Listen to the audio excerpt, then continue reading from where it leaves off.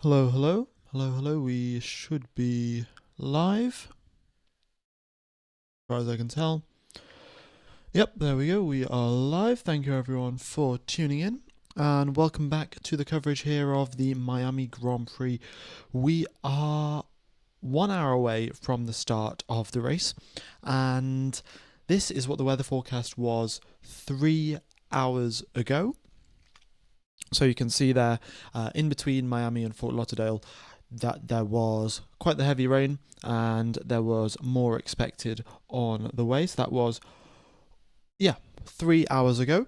Then you move the weather radar forward. You've still got a little bit of rain, and then the rain.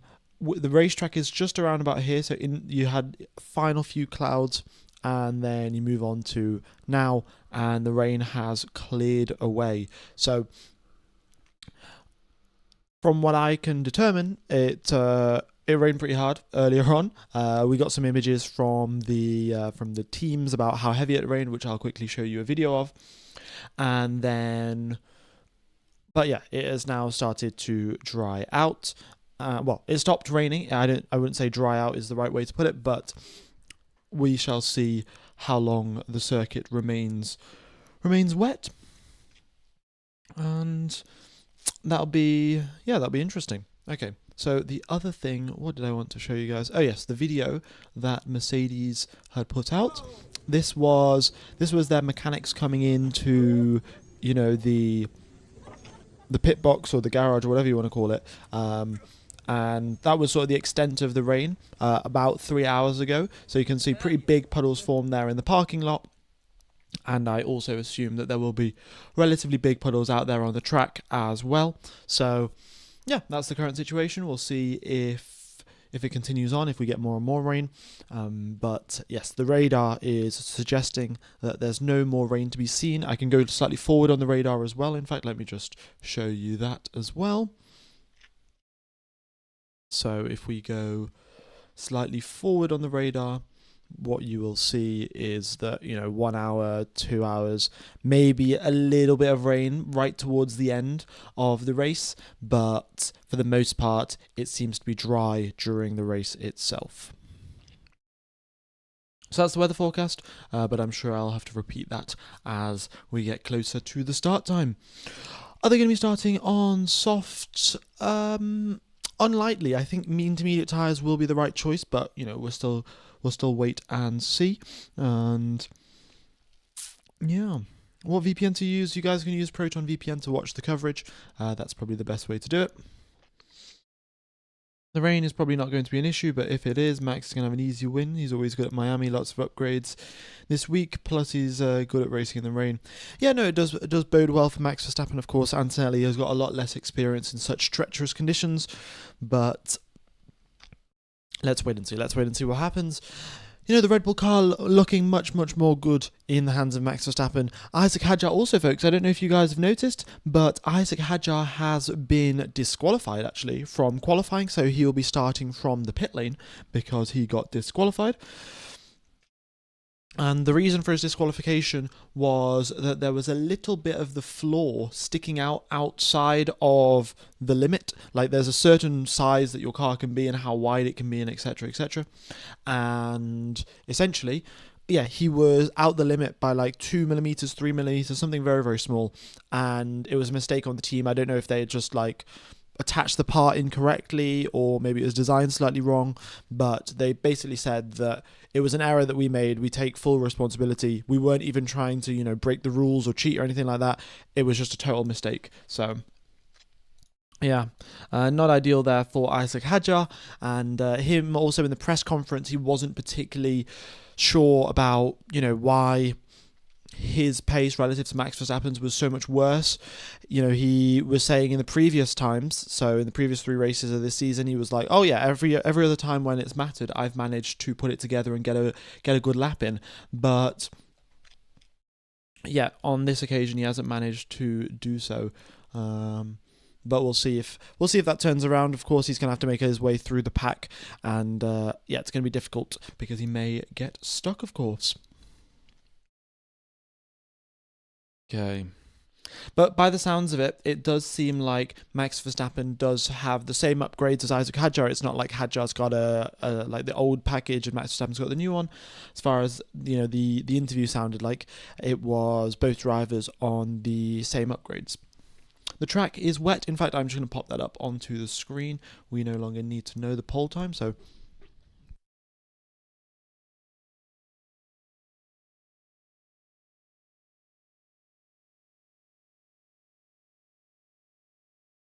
all right, that's going to come over here.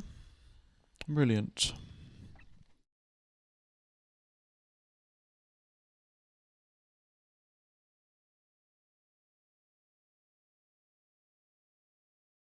F1 Gamer, do you believe in the Red Bull Racing second seat curse? Well, sort of, I guess. I don't know exactly. Maybe it's just an off week for Isaac Hadjar, right? But yeah, it's just been happening so consistently. It's sort of unbelievable, to be honest. Is Red Bull running the Macarena wing? It is. So yeah, they have got their own version of the Macarena wing, and well, they sort of have deemed it to be useful, and they're deciding to use it here at this racetrack. Of course, we've got very long straights between turns number 16 and 17 and turns number 8 and 11. So that really helps you out there, but we shall wait and see. How cold is the track? Once we get the data coming through, folks, I'll give it a refresh. We'll see what the track temperature is. As of right now, I've no idea whatsoever, so we'll get it through. It is on ORF TV, not Service TV, this weekend, so ORF is where you want to watch it. Also, let's quickly just go through the... Oh, actually, the data might have just loaded in. Yeah, the data seems to have just loaded in now. There we go. Brilliant. Track temperature is at 35 degrees Celsius. So there you go. Track temperature 35 degrees Celsius, air temperature 25 degrees Celsius, 57 laps of racing. And you can see that Isaac Hadjar has been knocked down into 22nd position.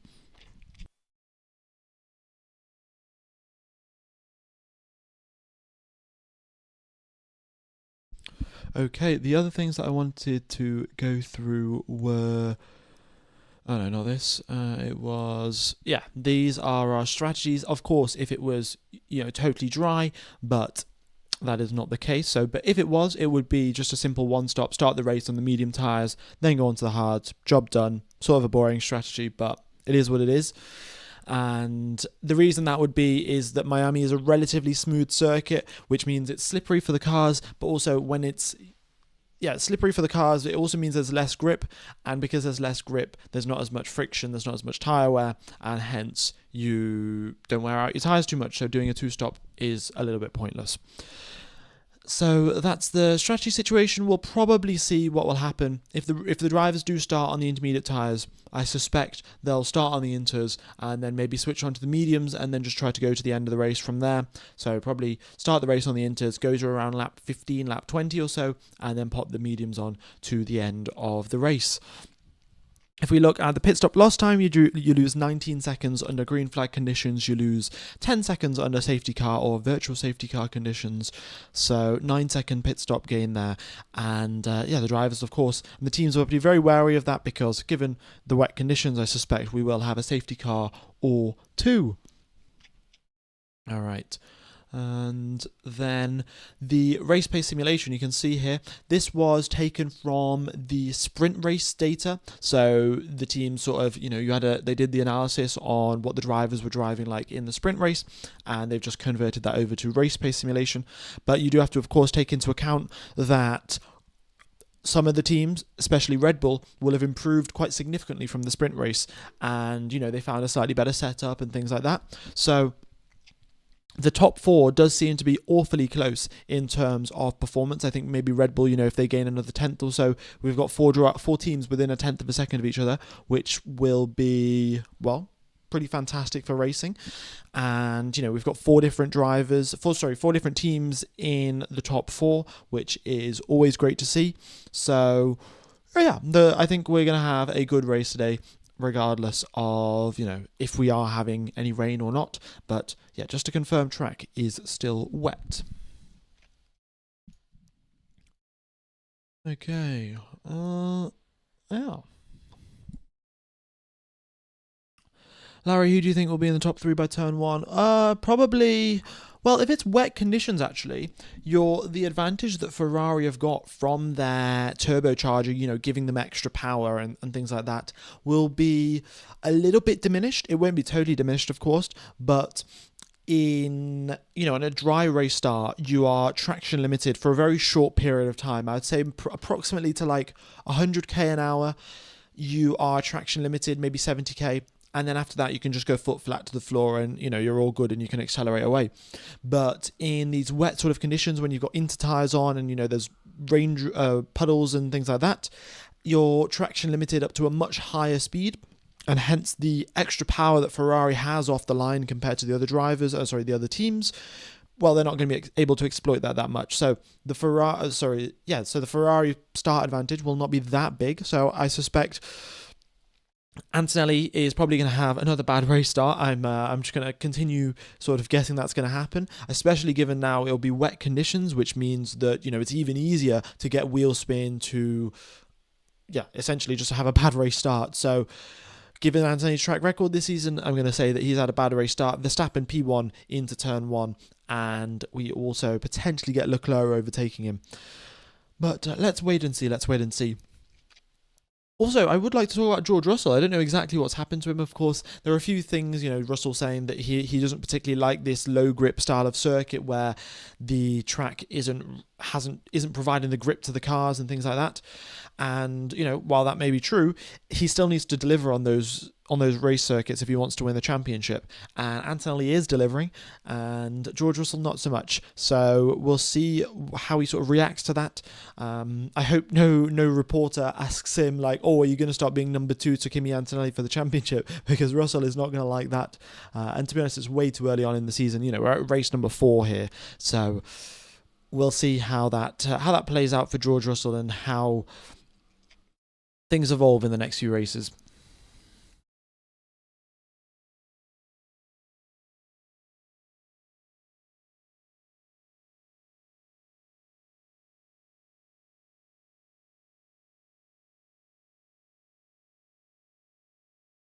Okay, let's just pop the chat back up onto the screen. Okay.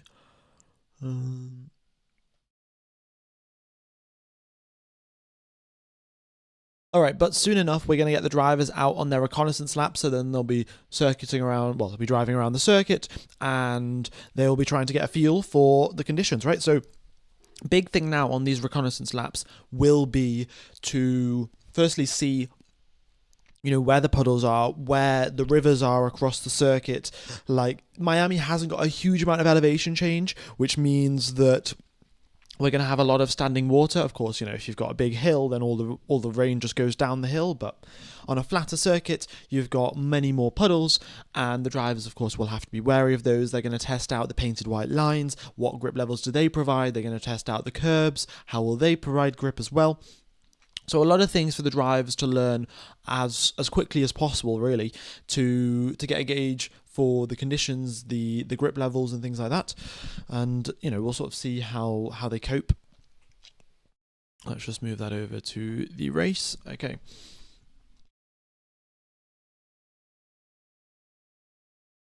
All right, F1 Gamer, who do you think will win? I don't know. It's a tough one to say, but you know what? Let's go Ferrari. Well, let's back the Ferrari hype train. They brought loads of upgrades this weekend, and Charles Leclerc's going to win the race. Let's back Charles Leclerc. Why not? To be honest, I don't really know.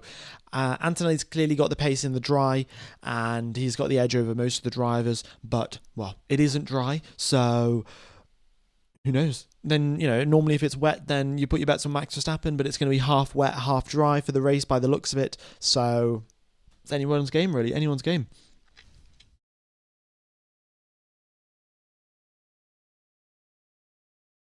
Larry, I swear Oscar fans are funny. When Lando won the sprint by 4 seconds, they said McLaren sabotaged Oscar. Yeah, I mean, you just always get these sort of comments like coming through from from both sides. Like, I'm sure if Oscar won the championship last year, there would have been British fans saying that, oh, Lando Norris got sabotaged, and yeah, it's just the rumor mill of Formula One just keeps churning on and on and on, and yeah, you sort of just got to ignore it, to be honest.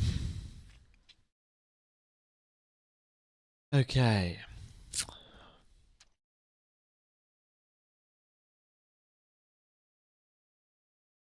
So here we go then. 45 minutes remain on the clock, and we should have, I think in 4 minutes' time, we should get the drivers leaving the pit lane, and they'll be doing their reconnaissance laps.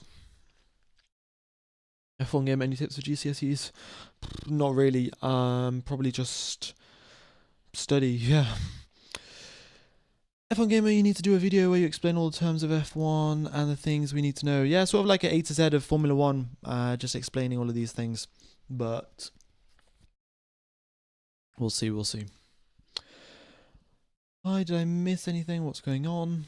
No, you didn't really miss much, to be honest. There was, we had Hadjar get disqualified. We had, in the sprint race, Hamilton and Verstappen had contact, and Verstappen gave back a position.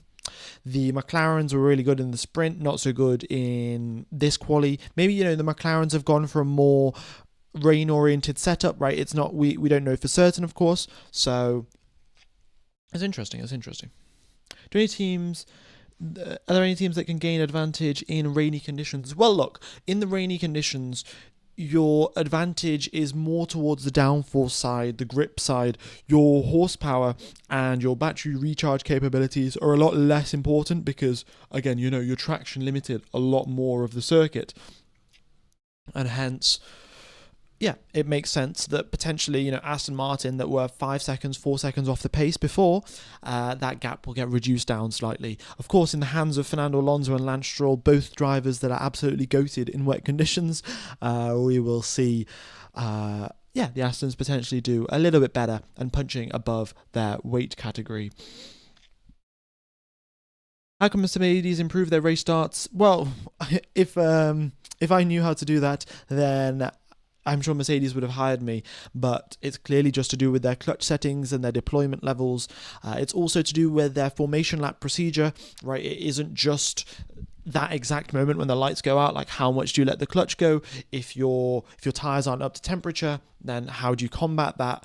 If your brakes aren't up to temperature, then you're going to have a bad, the core of your tire isn't going to be that hot. So there are loads of different factors that go into having a good race start, and Mercedes will essentially have to go one by one through all of the factors, try and work out what the root cause is and fix it. Yeah, if I knew, then I'm sure Mercedes would have hired me to fix it. Oh, the data's just gone. It'll be back in approximately 15 seconds, folks, so don't worry about that. Why are Aston not bringing the upgrades? Why are teams waiting for Canada? Well, you see, the problem is here we are in Miami, and it's a sprint race. The teams have only had 1 hour or 1.5 hours of the FP1 session to really test their upgrade package, and then they got thrown right into sprint quali and the sprint race, which makes it very difficult for you to evaluate whether your upgrade's working properly or not. And hence, the teams ideally would prefer to bring upgrade packages to a race weekend where you've got 3 full practice sessions. So that's one of the reasons. But of course, in Canada, we've also got a sprint weekend, which then, again, is just going to cause more issues. So we'll see how the teams cope. But yeah. Also, the other thing that I wanted to mention is that in these cars, when the teams and the engineers are designing these new parts and things like that, the upgrade packages, it very much happens in a cycle, right? So you for example, right, let's say for the aerodynamics, we realize that, there's not really that much downforce being produced by the floor at the back left and the back right.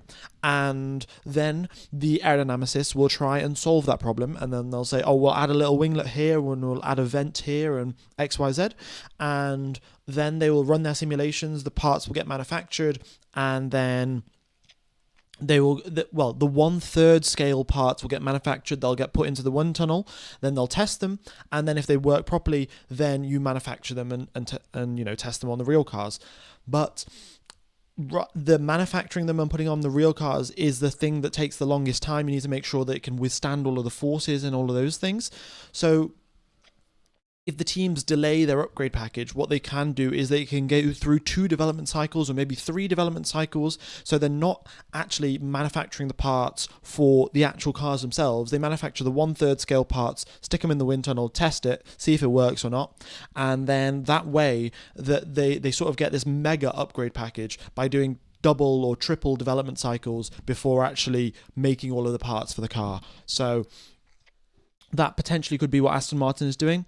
And another thing that I would like to say regarding the Aston Martin have got no upgrades whatsoever. The upgrades that are shown in that document, the FIA document that gets submitted, those are only sort of upgrades that are visible from the outside. So, this vent has changed, this duct has changed, we've changed our front wing. So anything inside the car, so, they could have made their hydraulic system slightly lighter, they could have upgraded their engine to stop the vibrations, and none of those upgrades actually get listed on the document. Yeah. All right. So drivers out onto the circuit now, folks. You can see that they are driving around and, not pushing all that hard and sort of standard stuff. Really, you don't want to get in too many people spray. I will tell you guys which tires the people are on. Currently on ORF, I'm getting an advert for McDonald's, but I'm sure someone else can also let you guys know what tires people are using. I suspect it will be either the full wets because the drivers just want to be a little bit cautious, or it'll be the inters. But yeah, I've got adverts right now, so I can't tell you. Okay.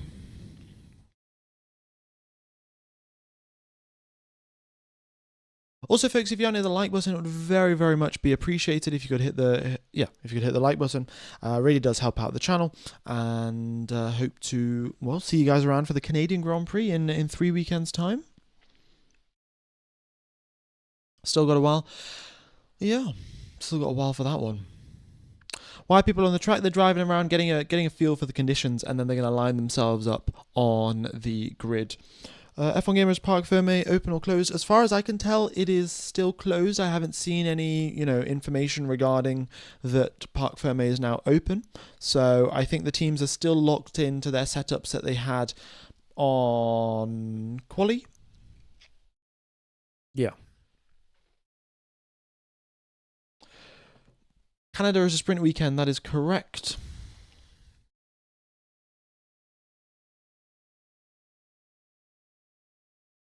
All right. Can you show the live race? No, I don't show the live race. Yeah. I check my DMs. I've uninstalled it Instagram, so I can't check your DMs unfortunately. But yeah, gotta lock in for my exams, and then I'll get Instagram again. Hadjar was disqualified. Yeah, for anyone that is just tuning in and hearing for this for the first time, Isaac Hadjar got disqualified for having one of his bodywork parts exceeding the size limit, and it was 2mm over the size limit. It was so he not allowed essentially, and he got disqualified for that one.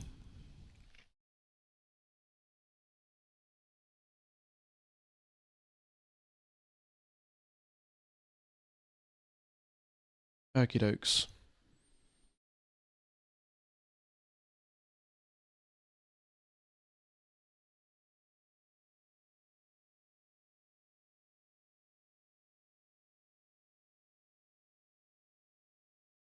So is he not racing, or is he just at the back? He's just at the back. So the team, as long as they change the part and and put it back on the car correctly, so it's not exceeding the size limit, then he'll be allowed to take part. He'll just have to start from the back of the grid. All right, is the weather conditions mainly dry then? Let's have a look. They're still showing me adverts here. They're showing me adverts for Skoda and whatever. Quite frankly, a little bit annoying.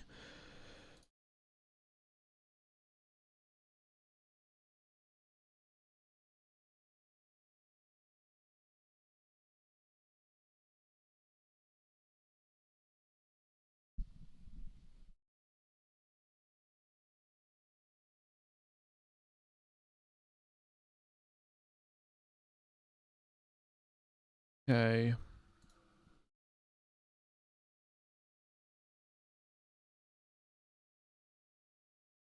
So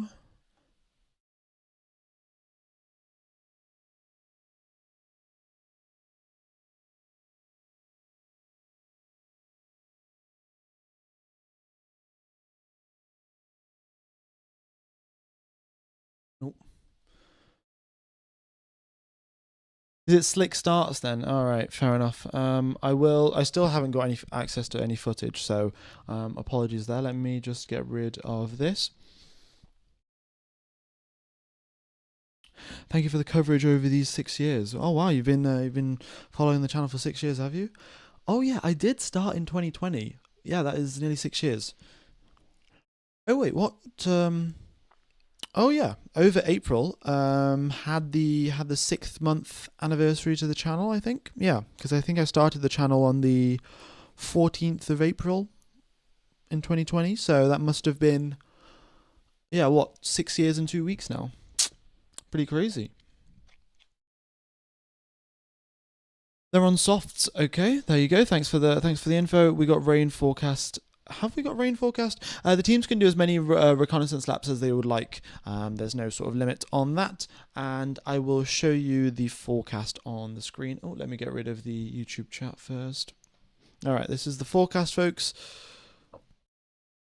So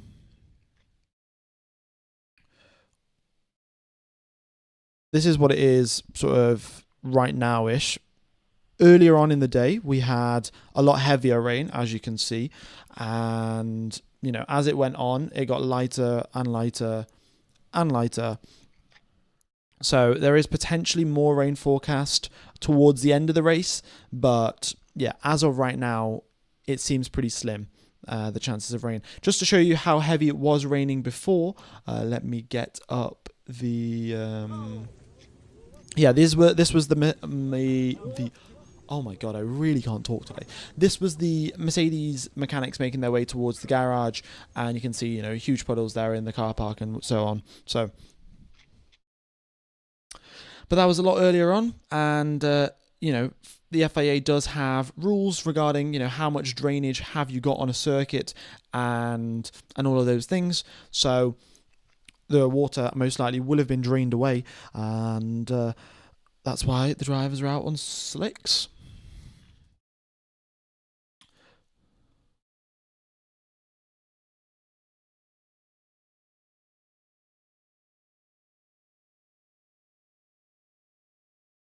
All right. Why are they driving? Sorry if it's a dumb question. No, you're all right. It's they are driving because the cars are overnight. They're stored in the garage, and they just need to make sure everything works in the morning. So they drive them around. They get some practice around the circuit. They work out, you know, where it's grippy, where it's not, and then they line themselves up on the starting grid. So that's why they're driving around. And yeah. So the start could still be on a wet track or completely dry. I think there'll be still patches of the circuit that are wet, but the drivers will most likely be on slicks. Yeah.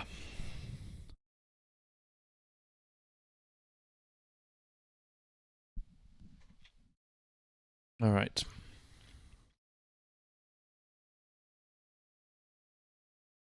Does it rain basically every day? It does rain basically every day in Florida for at least 10 minutes. Oh, does it? Oh, didn't know that.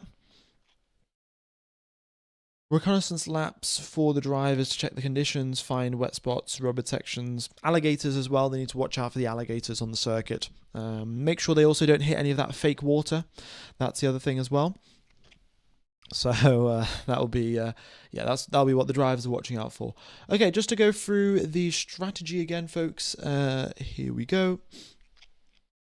The strategy is start the race on the mediums, then go on to the hards, then finish the race. So it's a one-stop strategy mostly, and or you can start the race on the soft tyres, which might be a little bit more optimal in these sort of conditions, right? You know, you've got track temperature down at 35 degrees, the coldest it's been all weekend long, which means that your tyres are going to last a little bit longer. And in these sort of damp conditions, it is better to have the softer tyre that's got a little bit more grip. It gives you a bit more margin of error. So essentially, yeah, I think the soft tyres will be a good choice for the teams to actually start on, and the hard tyres are more than durable enough to make it to the end, especially given that track temperature will most likely be quite low for the rest of the race.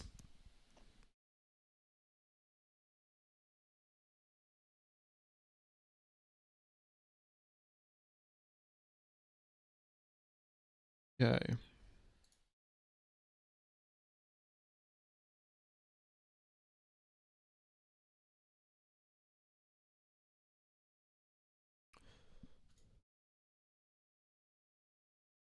So here we go. Please God make it rain, yeah. Isaac Hadjar is going to be starting dead last. He got disqualified. Yeah, so that's why he's in the pit lane. And the pit lane is closed, by the way, folks. So it will be... Pit lane is closed, so yeah. Nobody else is starting from the pits. Everyone else starting on the circuit.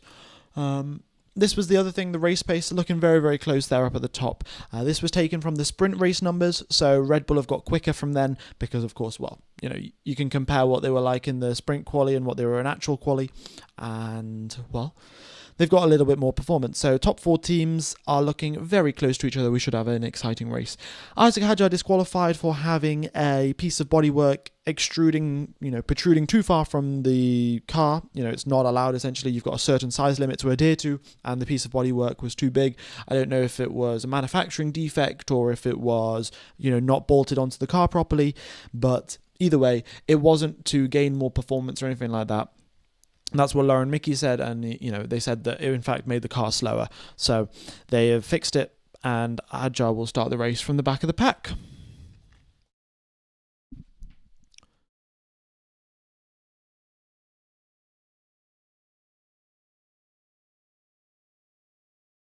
Okay. So yeah, all of the other drivers have lined up on the grid right now, and yeah, pretty standard stuff, to be honest. And then we'll go through our, the usual procedure of the national anthem and this, that, and the other, and then we'll go racing very, very shortly. Is the race starting earlier? I thought it was only going to start in a couple hours. Yes, the race has started earlier. They've preponed the race to avoid any sort of thunderstorm because there is more thunderstorm forecast later on in the day. So it's been preponed by about 3 hours. So if we had the race, essentially in 3 hours' time, then it would have been this sort of rain and this sort of rain here. So there was a higher risk that they get hit with rain, so they've just moved it earlier. But yeah, as of right now, there's not much rain to worry about. Track temperature's down at 35 degrees Celsius. Also, I should probably just take you through a lap of the circuit. Give me a sec here, folks.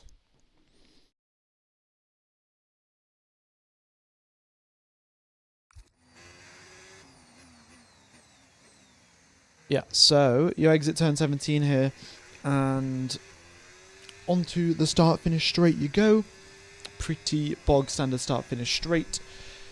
The drivers on the left-hand side, this is not really going to be all that important, but the drivers on the left-hand side are the drivers with odd numbers. So Antonelli, Leclerc, Russell, they'll all be starting on the left-hand side of the grid. Then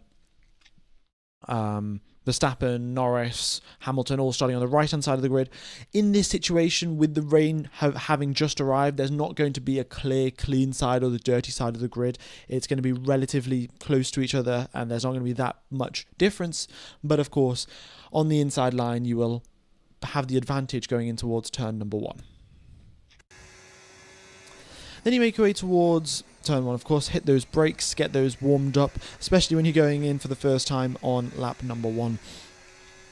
Through the first sector, we've seen before that the drivers can go side by side, but once you get towards turns number 7 and 8, you go single file through there because it is a little bit too tricky you just lose way too much time, essentially, if you go side by side through there.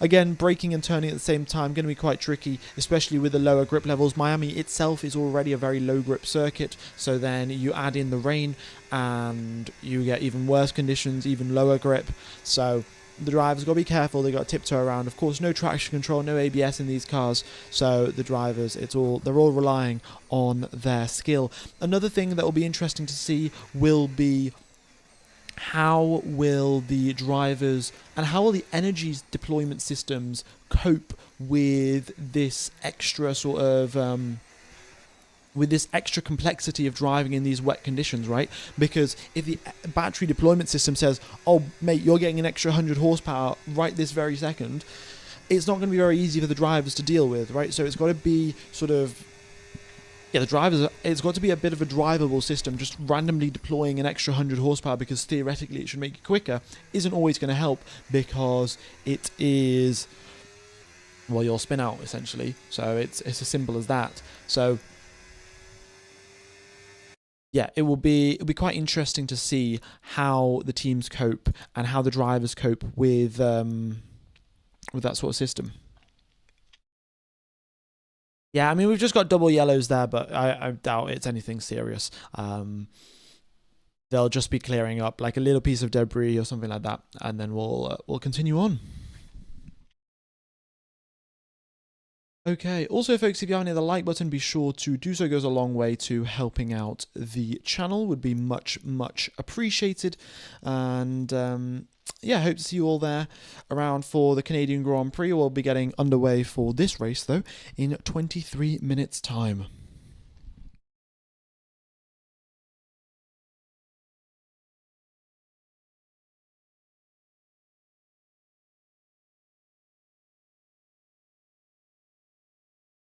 F1 Gamer, are you done with exams? No, I have still got an exam next Friday.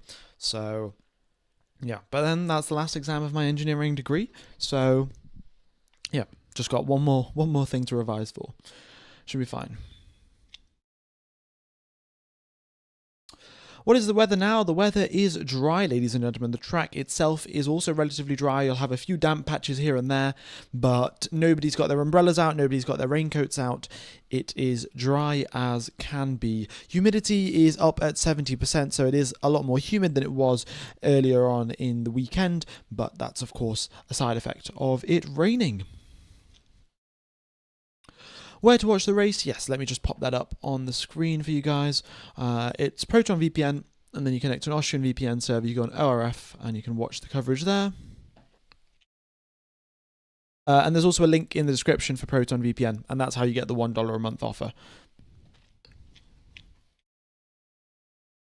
Hadjar is starting from the pits because he has been disqualified. Okay. Yeah, we got a green flag there back at turn number 17, so A-OK from that side. Thanks, Seaferry, for gifting some channel memberships, much appreciated. Could Antonelli have a better start, not lose positions since it's rainy? What do you think? I don't know. I mean, we're yet to see what these cars will be like in wet conditions off the race start, right? Like, we don't know if they're going to deploy the battery properly as the drivers expect. Are they suddenly going to add in 100 horsepower? So it's all a little bit up in the air, right? I know that a lot of I think maybe some cars, but I know for a fact a lot of motorcycles have a rain mode specifically where they will turn the traction control, the ABS on, and they'll turn everything up to the max just to make sure that, you don't spin out, you don't crash. And they'll also do a similar thing for the ECU mapping, so you haven't got so much torque all the time and things like that. So the teams will have the ability to do that. They will have some things where they can play around with, and they can adjust the fuel maps and the ECU maps to reduce the likelihood of the drivers spinning out and things like that. Same thing for the battery deployment. So currently the battery deployment can ramp up really fast, and that is sort of the limit, right?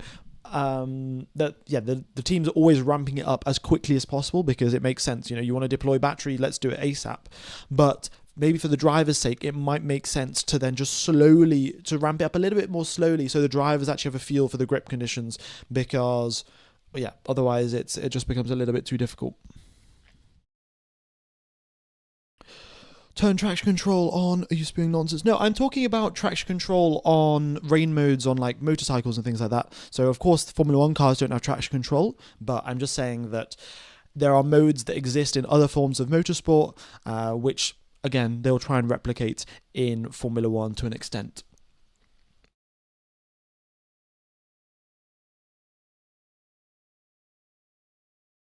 All right. Can you add the telemetry for the weather? You know what I'll do? I'll just pop it on shortly. Give me a sec.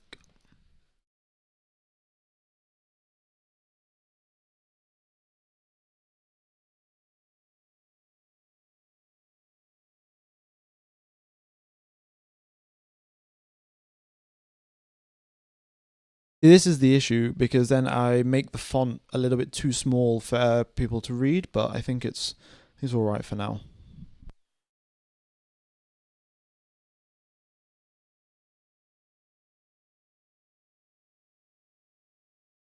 Yeah, there you can see track temperature. All right.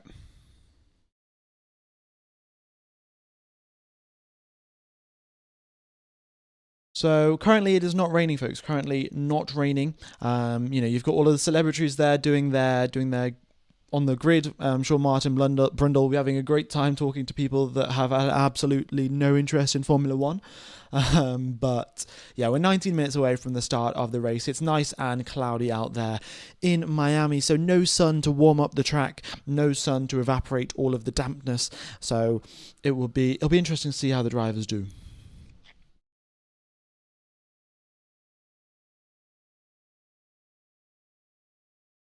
Did you read about the V8 regs? I did. It was. It'll be good. It'll be good if it happens, but they're a long time away. We'll see. We'll see how it goes.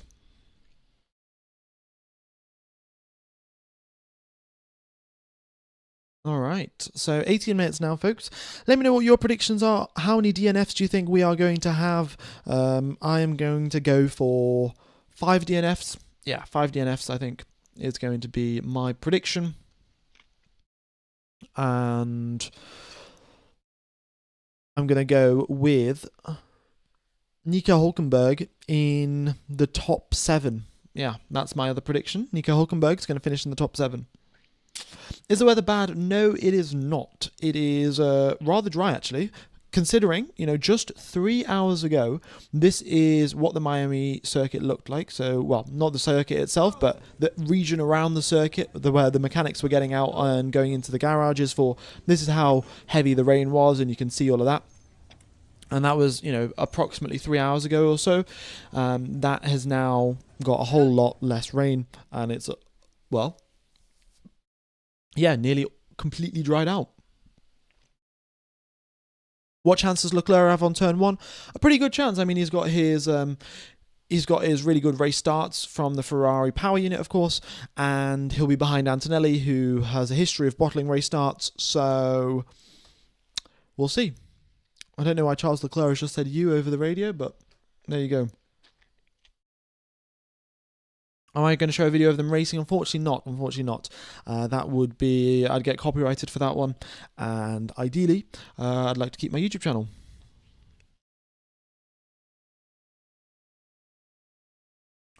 Hadjar is last because he got disqualified. Yeah. All right.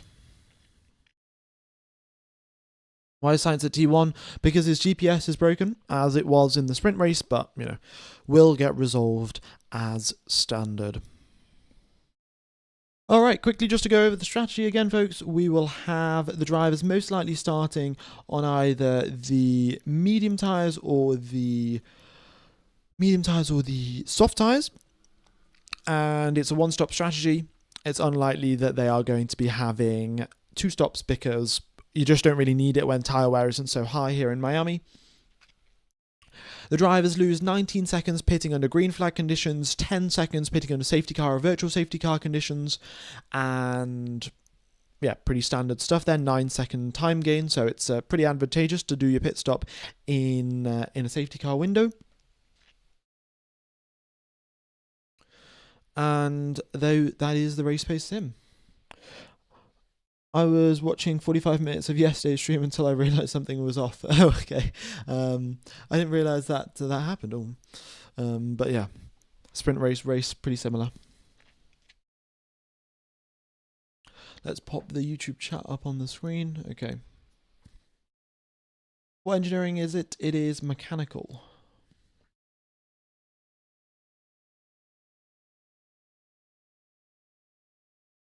Right.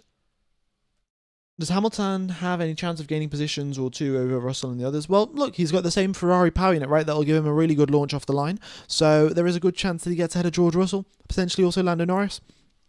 We'll just have to wait and see how it goes off the race start. In theory, he does have the advantage, right? Let's just put it that way.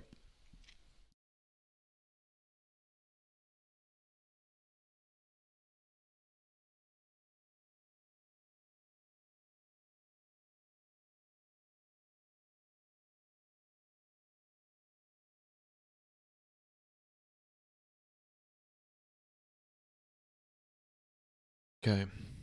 Don't think YouTube is promoting you like last season. No notifications, and I had to find the live video from your channel.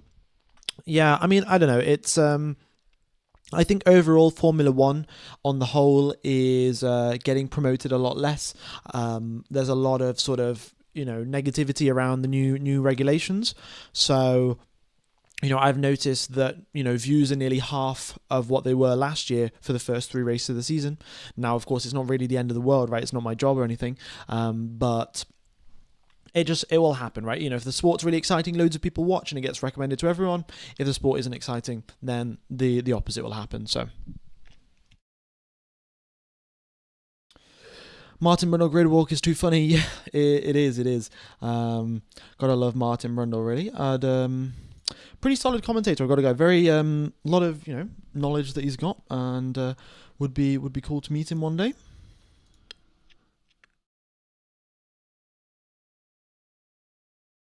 All right.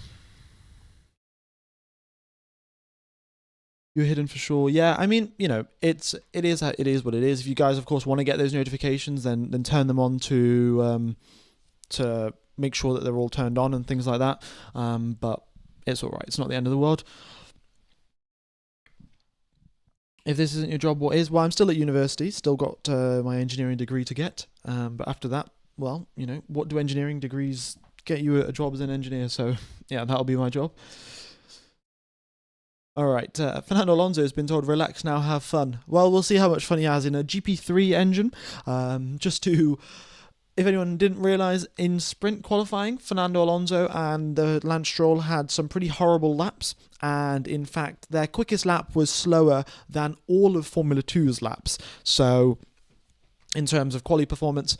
Now, of course, that was a big exception. Neither of the drivers actually had a clean lap, and neither of them were pushing all that hard. But again, Alonso not too pleased with the GP2. What does Max have to do to win? He has to overtake Kimi Antonelli and not let Kimi Antonelli overtake him. Yeah, I know. Will Buxton moment right there. I mean, this is what you guys are here for. To finish in first position, you must finish ahead of all of the other drivers. A groundbreaking discovery, really. So, all right. But no, in terms of, look, off the line, I suspect Verstappen will probably get a slightly better start than Antonelli. He'll have the inside line in towards turn 1. He's just got to, hold this, do a standard Max Verstappen racing maneuver, get P1, and then just don't look back.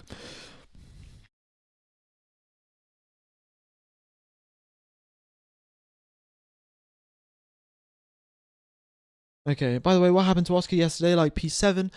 Not exactly sure, but one thing that I can say, it was very, very close, right? The top 7 were all very close to each other, so it was a battle of fine margins. I also potentially think that McLaren maybe opted for maybe a little bit more of a wet setup, like I don't know this for certain, right? But the big difference that we saw from the sprint quali and the sprint race to now this qualifying session was potentially explained by, Ferrari and Mercedes finding a bit more pace in their setups and their upgrades that they brought. But I think could also partially be explained by the fact that maybe McLaren put a wet setup on, and that brought both of the drivers down.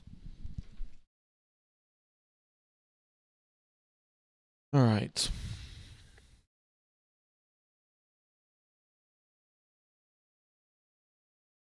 What is the track surface like? Is it wet, drying, or dry? It is dry, folks. It is dry. We'll get the tire information coming up on the screen shortly, but it is dry, and we will see the drivers coming out on slick tires.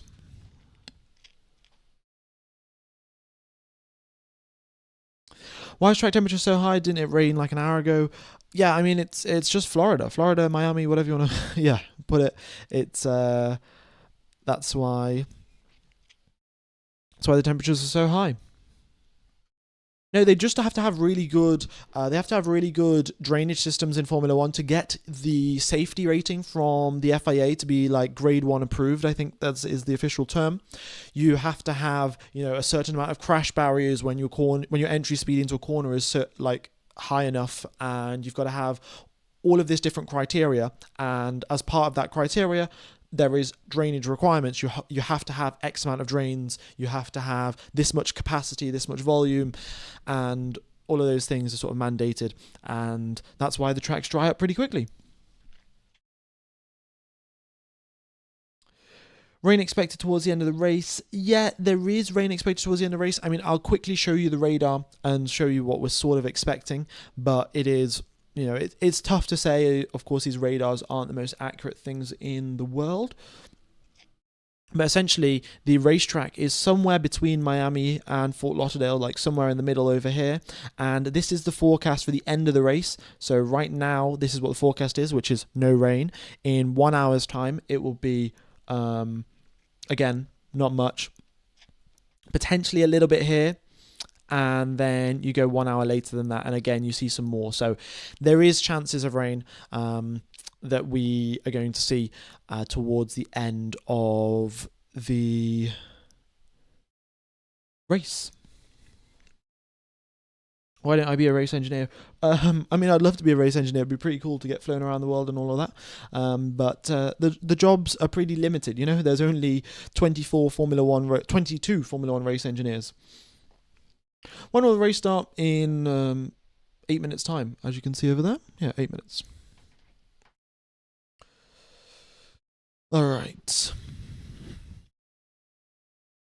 Ollie Bowen getting a brake load check, whatever that is.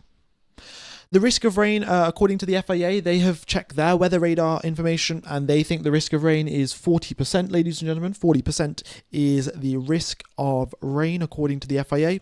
So let's wait and see what happens. Another thing will be, all of these team radios that you're going to see over here. That will be quite instructive and important to see, who is anyone talking about rain over the radar? Is anyone saying, I can see raindrops on my visor or whatever? So that's something to watch out for as well.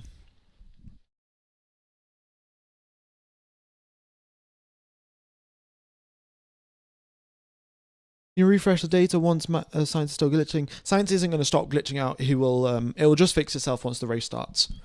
Yeah. Also, is my webcam glitching out a little bit? I don't know. It seems, at least on my screen it is, but I'm not sure.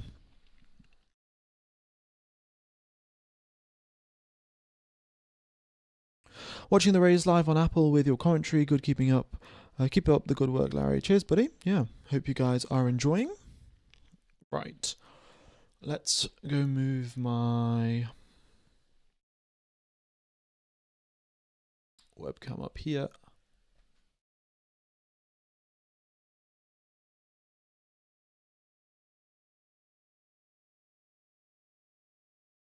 How does someone become a Formula One engineer? Is it from mechanical engineering? Yeah, mechanical engineering. There's also aerospace because there's a lot of aerodynamics in Formula One, so that's also pretty good. But you've got to essentially have some motorsport experience, maybe at university, maybe at a karting track, just to show that you've got the practical hands-on side of stuff. And then you apply and hope for the best. Really, it's quite the competitive field to get into. Hadjar got a disqualification because his car was too wide. There's a piece of bodywork that has to be a certain size. It was too big, so yeah, disqualified.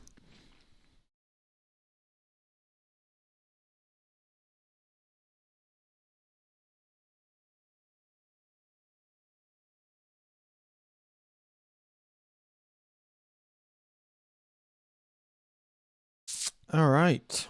So 5 minutes and 30 seconds. We're getting all the radio checks coming through. Oscar Piastri's drinks working. We have got... What else have we got talking about here? Radio. George Russell's got a crackly radio, so radio not working there nicely for him. Nico Hulkenberg's talking about a manual and automatic car, so maybe that's a new Audi upgrade. They've got a automatic gearbox. No, I'm joking. But yes, Gabriel Bortoleto did get disqualified right in the sprint quali for having. In the sprint race he got disqualified because his intake pressure was too high. Oh, we're getting the tyre information coming through, so it looks to be medium tyres, at least for everyone. Everyone is on the mediums. All right. Why are you spamming in the chat? I mean, I'm just not going to answer your question. Like, oh my god. Yeah, everyone's out on a fresh set of medium tyres. They'll be told, do your burnouts. It seems like it's going to be. Yeah, everyone's on the mediums. This might be a bit of a boring race, to be honest. I mean, I don't want to jinx it or anything. Or maybe, maybe I should jinx it. This race is going to be super duper boring, guys. And then then we have the opposite. But look, the expected race strategy is this. So you start the race on the medium tyres. You then go onto the hards, or depending on, if the tyre wear is really low and the tyres aren't wearing out, you can carry on doing more and more and more laps. Then around lap number 30, 35 or so, you will pit onto the soft tyres and go to the end of the race. You can make the softs last that much given the low track temperatures and also the fact that your car will be lighter with less fuel in it.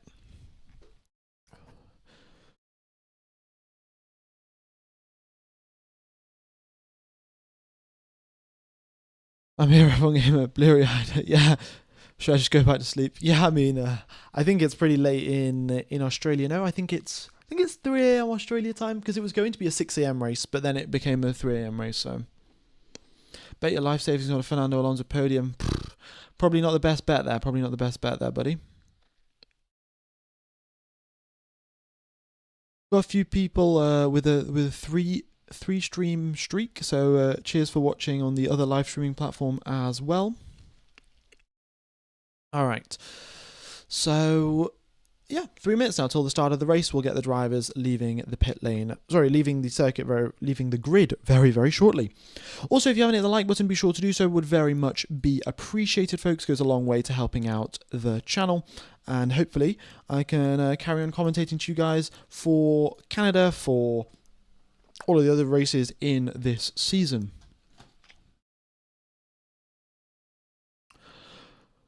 What about the tyre compounds? It's the mediums. Yeah.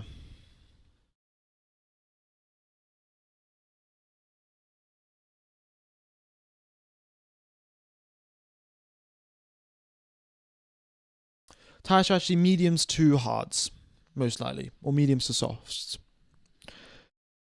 Formation laps very, very soon. Oh, in fact, I should probably turn on slow mode onto the stream. Just so my own laptop doesn't crash.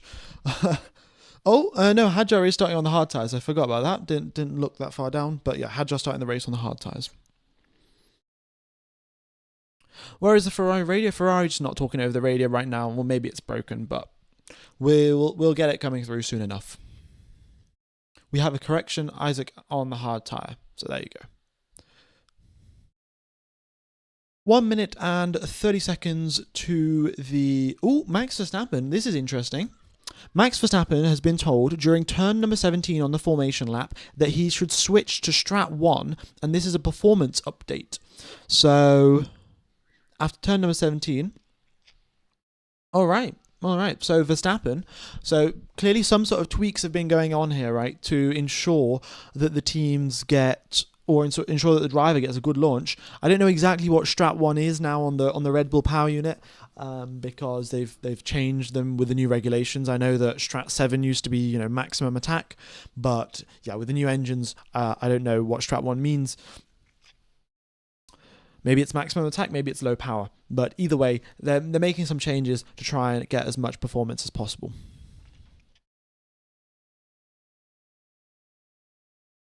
What about the rain? Folks, there is no rain as of right now. The track is dry. The drivers are out on slicks. There is potential rain forecast for later on in the race. We will wait and see if that arrives because, yeah, it's not always the most accurate forecast. Let's put it that way. Okay, folks, if you have any of the like button, be sure to do so. Would very much be appreciated. I probably should have updated the like goal as well to 4,500. But yes, would be much appreciated if you hit the like button, if you hit the subscribe button. Hopefully, you can make our way towards 240k this stream. That would be pretty epic. All right, let's turn off this countdown timer and we will have the drivers. There you go. Kimi Antonelli leads the way off onto the starting, leads the way, and we'll be getting racing very shortly. All right. Yeah, it's just frozen there for a little sec, but I'm sure it'll be back. Yeah, there we go. So Kimi Antonelli is off from the front.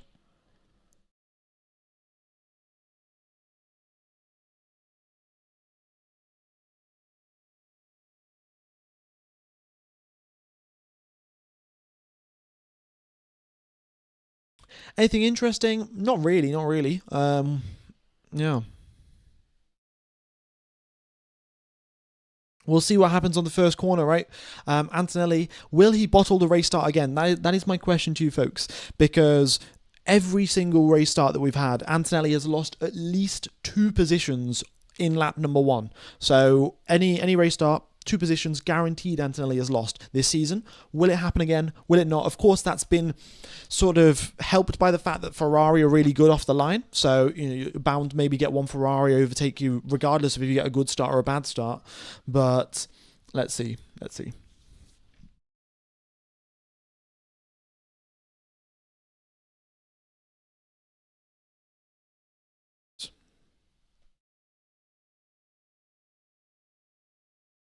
So there we go.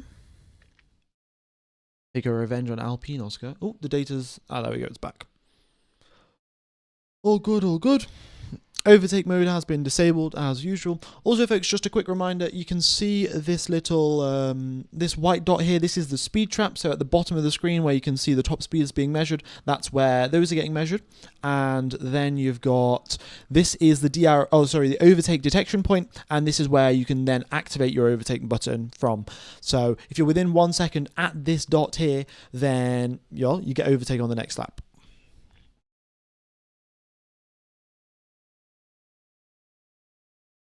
All right.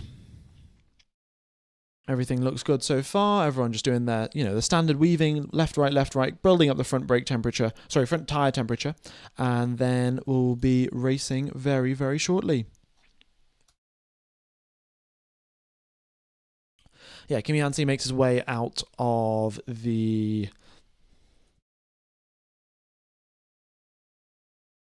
final corner. And now towards the starting grid he goes. Folks, it is not raining. It is not raining whatsoever. And just a quick plug to Proton VPN. If you guys do want to watch the coverage for $1 a month, you can get the link in the description for Proton VPN. You connect to an Austrian VPN server. You go on Google, search ORF TV, and you can watch the coverage. That's all from me, and let's get racing, ladies and gentlemen. We have got 21 cars lining up on the grid. We'll have Isaac Hadjar peeling his way off into the pit lane after getting disqualified in quali. We've got the top 6 cars now lined up in their grid positions, and the remaining cars following them through towards the starting grid. The left-hand side of the grid is for the driver with odd numbers. So Antonelli on the left-hand side, that gives him the outside line for turn number 1. Any driver with an even number is on the inside line. Given that it rained earlier on today, there is no clean side or the dirty side of the grid. It will just be equal for both sides. Here we go then, ladies and gentlemen. We have got Bortoleto approaching the grid. We have got everyone stacked up. 21 cars revving away. Last car has approached. We have now got 1, 2... Oh, no, they're revving up their engines, and now we've got 1, 2, 3. It is lights out and away we go. Great start there for Kimi Antonelli. Actually, never mind. Antonelli loses 2 positions immediately. Charles Leclerc straight up into P1 around the outside. He goes, what a move there from Charles, and he leads ahead. Oh, Verstappen is dropping back. What's gone on there with Max Verstappen? He loses a huge, big spin, or nearly spins, and loses so much speed. He's dropped all the way back into 10th position. Terrible race start there for Max Verstappen. And Charles Leclerc, 1.7 seconds in the lead of this race already. Wow.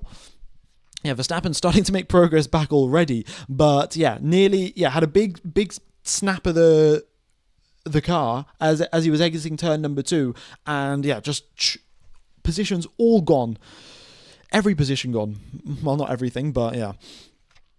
We got the 2 McLarens, 3rd and 4th, and they make their way through sector number 2 there. You can see very, very tight between those cars. Gasly losing more positions, down 3 places for Pierre Gasly. Alonso also down 3 positions. Hulkenberg had a terrible start. He started up in 10th position. He's now down into 18th position. So don't know what exactly went on there for Hulkenberg, but I suspect it's something similar to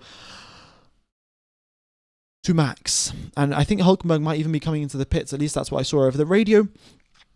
Hamilton gets ahead of Colapinto, nicely done, and up in the lead of the race. Antonelli has already closed up 7/10 onto Charles Leclerc. Overtake mode has been enabled, but Kimi Antonelli not within range to get overtake on this occasion. Carlos Sainz loses 2 positions, 1 to Verstappen and 1 to his teammate Carlos Sainz. It got very, very feisty there between Max and Sainz, and Albon says thank you very much. Oh, yeah, Nico Hulkenberg dives into the pit lane and Albon re-overtakes Max Verstappen, actually. Wow, going in towards turn 1, Albon says we fights it, and it gets very, very close, and Verstappen just holds on. Okay, Verstappen P9 and 7 positions down from where he started the race. Kimi Antonelli still trying to hang on to Charles Leclerc, but Leclerc, look at this, 1.4 seconds is the gap. So he's extended that out, in fact, from what it was before. And, well, we are so back, ladies and gentlemen. We are so back with the Ferrari team here. Okay,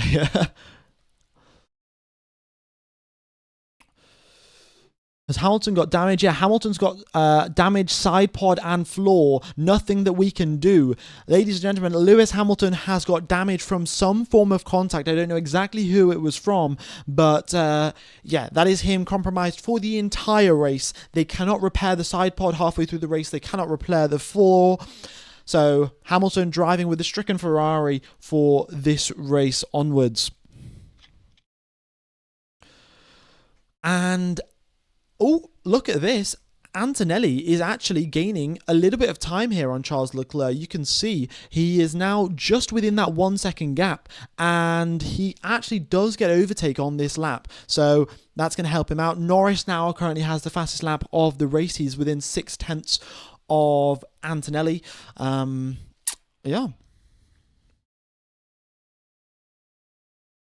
Will we see Inters coming up if it rains later on? Yeah, if it rains later on, of course, but I don't know how likely that is.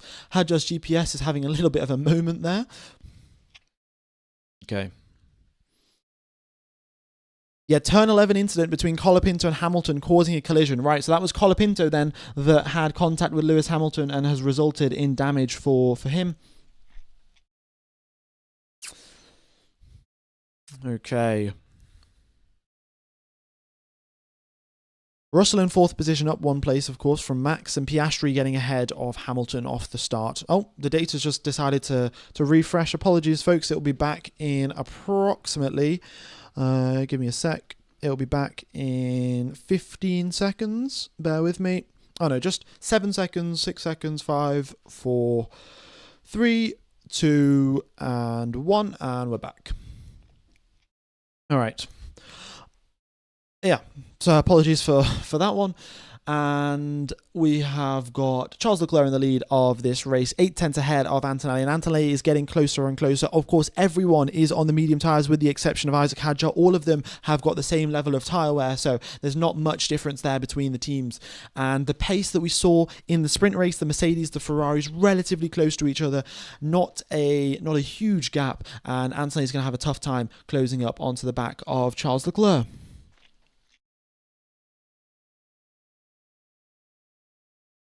Russell also having a tough time holding on to Norris as well. 1.8 seconds is the gap between Russell and Norris, and George Russell can't do much. Colapinto and Hamilton are under no further investigation for causing a collision there between Colapinto and Hamilton. So, yes, no penalty given out to Colapinto or Hamilton, but Hamilton does have damage.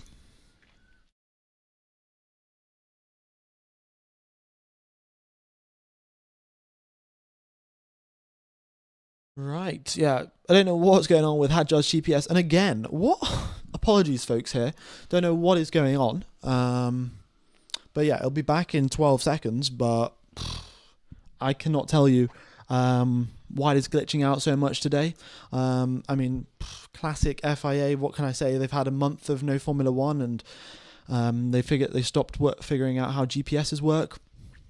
Oh, Antonelli sends one to the inside here of Charles Leclerc. Can he pull this one off? Yes, he can. But is Leclerc now going to re-overtake him in towards turn number 1? Leclerc will have the overtake mode, and he is right on Antonelli's tail. What can Antonelli do about this in towards turn 1? Well, he just hangs on. Charles Leclerc doesn't go for a move down the inside, and Antonelli is in P1 now. He overtakes Charles Leclerc. Nicely done. I said it would be pretty difficult, but clearly Leclerc made some sort of mistake and didn't manage the re-overtake. So yeah, really good speed across the line. In fact, I've got the data here that you can't see, but Antonelli coming across the start-finish line, 283 kilometers per hour.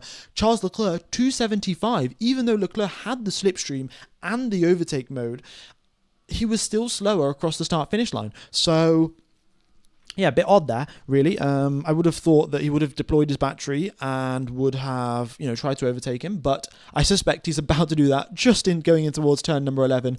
Job done for Charles Leclerc, and we've got our first yo-yo of the race. But regardless, it was a nice overtake from both of them, and Leclerc gets the lead back again. Norris over the radio, not too pleased with something.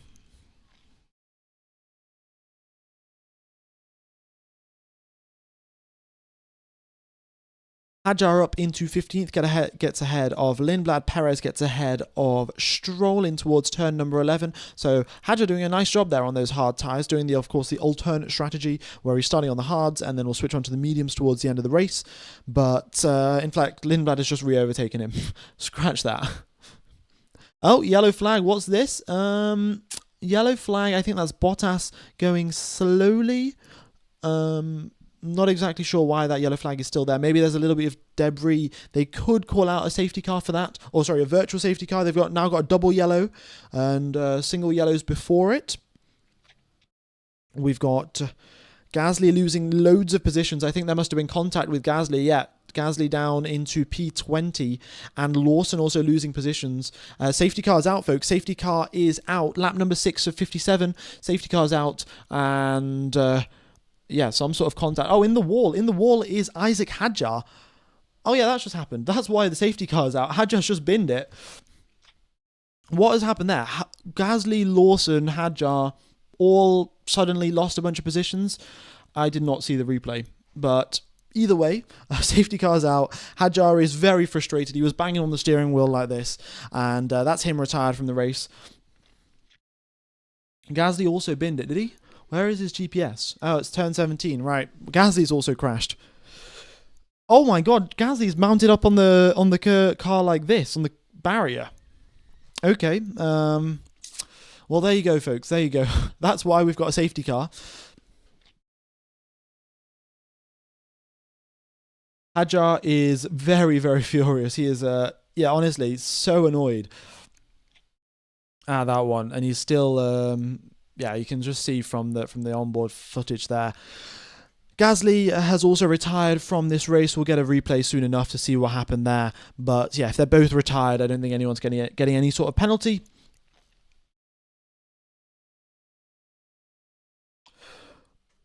Norris overtook Kimi. Oh yeah.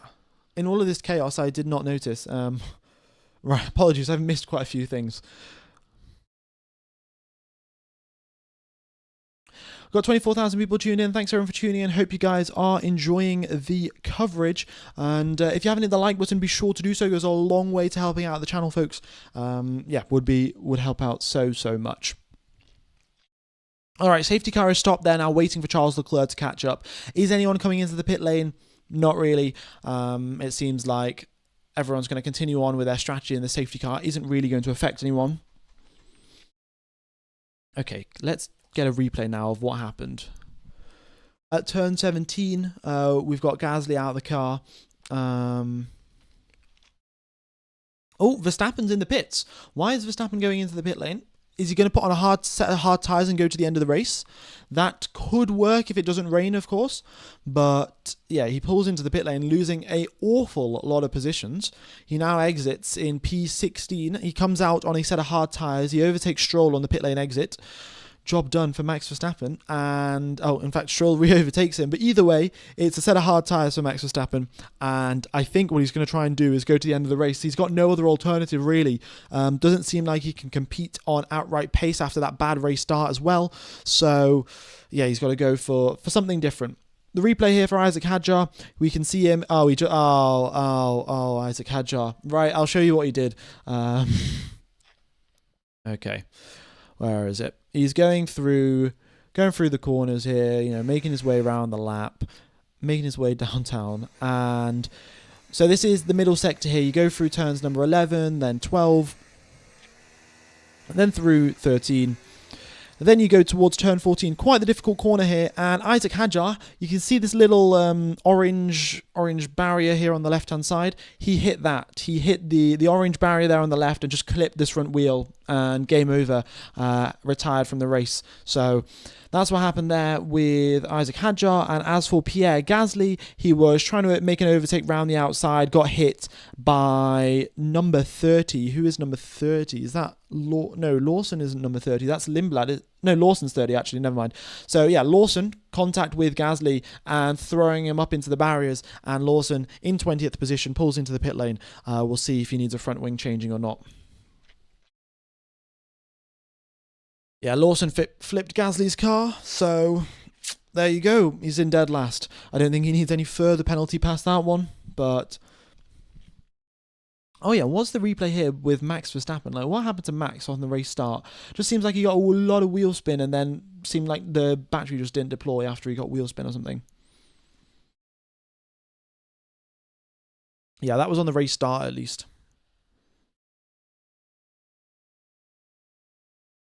Yeah, Antonelli even had a better race start than Antonelli had a better reaction time than Charles Leclerc off the race start, but Verstappen spun. Okay, well, they cut to the replay a little late.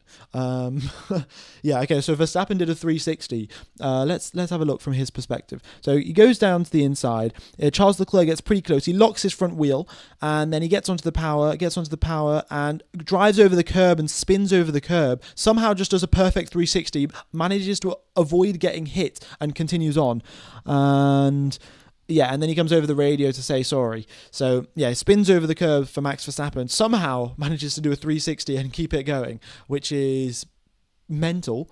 Also doesn't get hit as well, which is quite mind-blowing. But yeah, Leclerc just a rocket ship off the line. Anthony had a better reaction time, but Leclerc, firstly, had his brakes ready to actually make the corner, and then secondly... well, just, yeah, rocket ship off the line because he gets the extra horsepower of the Ferrari power unit. No, it's definitely not the first time Verstappen has done a 360, but doing it on the opening lap of the race, I don't think he's done that one before. Show us Gasly crashing. I mean, I can show you approximately where he crashed. I can't show you where he flipped, like how he flipped into the barrier, of course. But it's just here at turn 17, actually. He was going on the outside line, so just leaving space for Lawson. Lawson clipped his back wheel, and Gasly just, flipped over. So, yeah, there's not much that I can really show you there.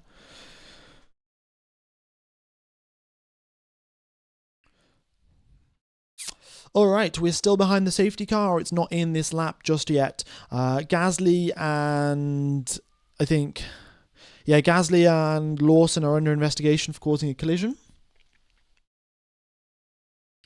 He did do a 360 in Abu Dhabi 24, did he? Oh, I must be remembering wrong. I remember that he did it I think he did it once in the German Grand Prix, maybe also in the Dutch Grand Prix, and then also in Silverstone as well. He's done it quite a few times, actually. He's quite good at it, doing a 360. Was there contact between Lewis and Colapinto? Yes, there was. Colapinto pushing Lewis quite wide off the circuit. I think Lewis had left him sufficient amounts of space. Colapinto, a bit too aggressive, took a chunk of his side pod and floor out, leading Lewis Hamilton having a damaged car. All right, Bottas on softs. I mean, they must just be using this as free practice for ladies and gents because, yeah, there's no reason to go on softs right now unless there's rain that is going to arrive in approximately 20 minutes, which, according to none of the team radios we are seeing, yeah, it makes no sense to go onto the soft tyres right now. I think they're just doing some more free practice.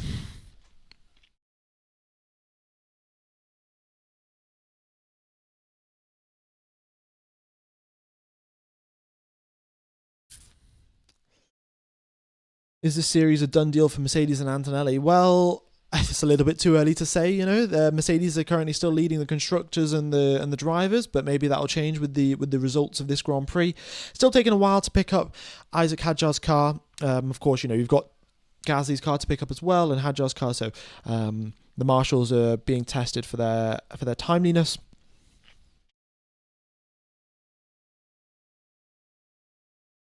Okay.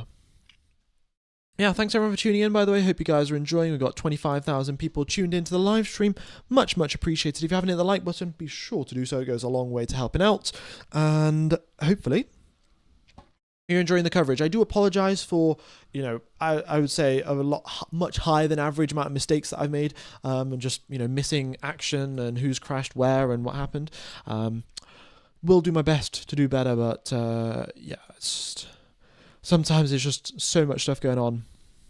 Oh, sell of rain in 20 minutes. Arvin Lindblad has just been told over the radio, sell of rain in 20 minutes. So maybe Bottas is doing the right thing. Apparently, there is some rain arriving in 20 minutes' time. Allegedly. We'll see. We'll see if it actually happens, because we've seen this way too many times over the team radios where they say, oh yeah, rain arriving, and then it never does. So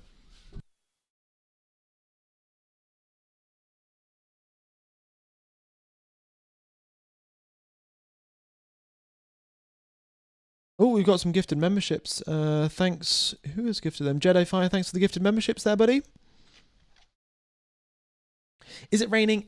Not as of right now, but supposedly in 20 minutes' time, we will get some rain. So, yeah, when I said earlier that it only makes sense to go onto soft tyres if it's going to rain in 20 minutes, it seems like the Cadillac radar guys knew a little bit more than everyone else. Or maybe they're still just doing an FP4 session. How long is the safety car? I suspect it will either come in this lap or the next lap. It won't be too long now. We've just got the messages over the race control saying that the track is clear at the turn 17 where Gasly crashed. So it shouldn't be too long now till we get underway for some racing. Yeah, folks, I mean, to be fair, if we get 25,000 people doing a rain dance, then it must rain, That's how it works, actually. Oh yeah, and we've just got the green flags also where Isaac Hadjar crashed, so we should either have the safety car in this lap or next lap. It might be a little bit too close towards the end of the lap to announce that it's coming in this lap, but it's either now or in a couple seconds, or in one more lap. Sorry. Right, Gasly tried to do a kickflip reel.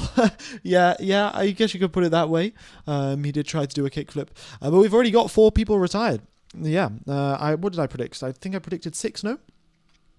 So 4 already done. Hadjar and Gasly crashing. We had Lawson also retiring from damage, and Nico Hulkenberg had damage from the start of the race, had to come into the pits, and then has also retired.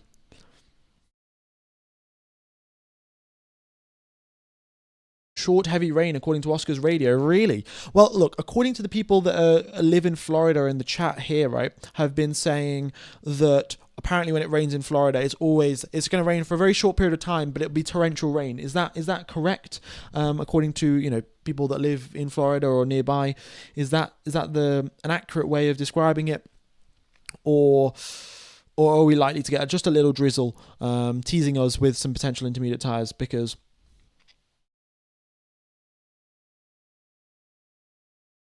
yeah, we'll see.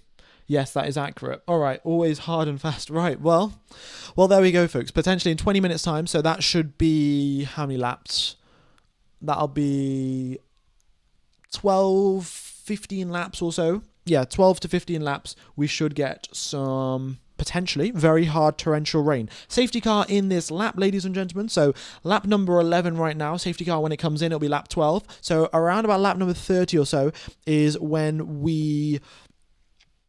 lap 30, lap 25, 27, that's when we're sort of expecting this heavy rain to hit.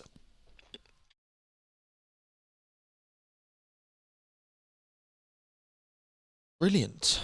Drivers are getting there ready for the restart, of course. Let's see, will Lando Norris find Charles Leclerc napping? Will Antonelli find Lando Norris napping? Of course, you've got to have your battery deployment ready for these restart procedures. If your thing isn't properly calibrated or whatever it is, you're not going to have any power off the line. So we'll see how it goes. We'll see when Leclerc decides to go pedal to the metal. Is he going to go on the exit at turn number 17? Very predictable location to go. Potentially he could hold off till maybe even turn number 19, but... that cuts it a little bit borderline. Of course, look, if he goes at turn 17, then it gives Lando Norris a longer distance to potentially slipstream and overtake him down in towards turn 1. If he goes at turn 19, then there's no element of surprise, but the distance is smaller. So it's a balance. Let's see what he does.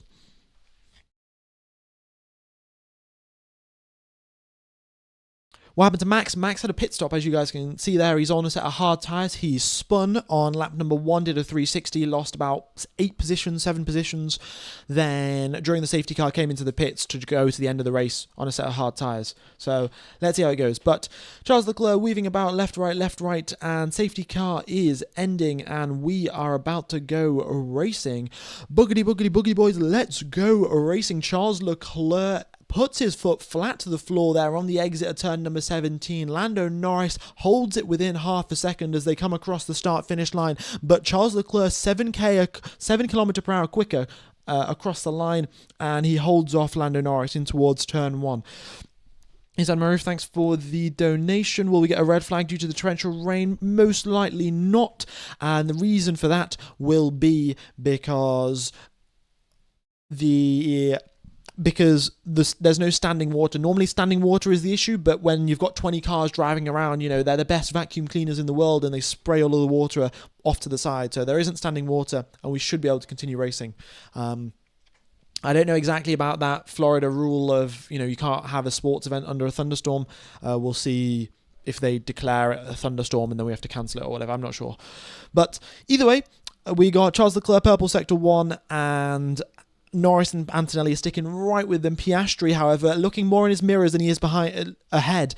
And George Russell hot on his heels. Sergio Perez gets ahead of Arvin Lindblad. Nicely done. And Lindblad gets right back at him through turn number 12. Good racing there between the rookie and the veteran. Lap 12 of 57. And Charles Leclerc leads the way with overtake mode getting enabled already. So Lando Norris now poking a little look in towards turn 17. Isn't going to go for the move, but is trying to force a mistake from Charles Leclerc. But Leclerc too wise for that one. He knows not to dive to the inside, and he lives to fight in towards turn number 1. And Norris is almost ahead of him, but Charles Leclerc very, very strong on the brakes. Lando Norris he's got the fastest lap, but Leclerc late enough on the brakes in towards turn 1 that there's nothing that Norris can do about it. Okay, Max up into P13, gets ahead of Sergio Perez. Nicely done on a set of hard tyres. Oh, track surface slippery around where Hadjar crashed, so around turn 14, 15. They've said track surface slippery. No idea what that is about, but okay. It's definitely not rain, I can tell you that.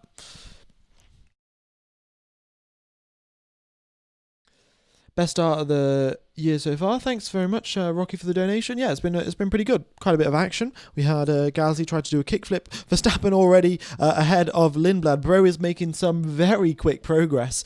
And, okay. So where's Max going to be, folks? In, let's say, 7 laps time. Lap number 20. What position will Max find himself in? I think... I don't know. I think he'll probably find himself catching up to Colapinto. 7th position, 8th position, around about there. All right, the track surface slippery warning has been cleared off, so no need to worry about that one.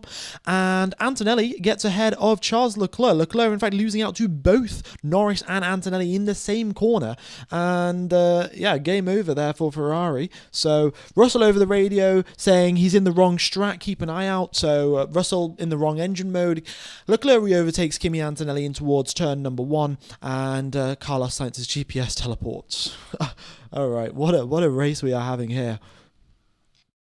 Yeah, Lando Norris is looking off into the distance now. Charles Leclerc and Antonelli are sort of fighting amongst themselves. Lando Norris is going to drive off into the sunset if they're not careful. So they got to focus really. But thanks for the donation there. Yeah, well, we'll see how Max closed that 2-second gap up to Ocon dangerously fast. Yeah, very, very quick there. Wait, Max was nearly 0.8 quicker in the first sector compared to Esteban Ocon. Wow.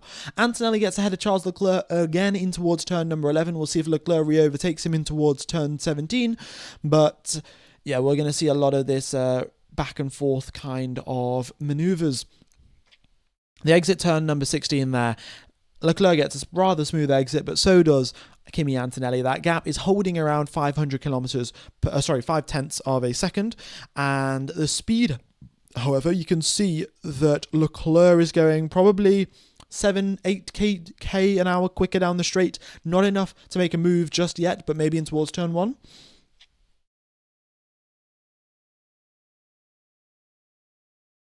Yeah. All right, in towards turn number 1. Can he pull it off? Again, no. The speed difference is just not enough there for Leclerc to get one down to the inside. So third position there for Charles Leclerc. It seems like he might have to hold on to that one.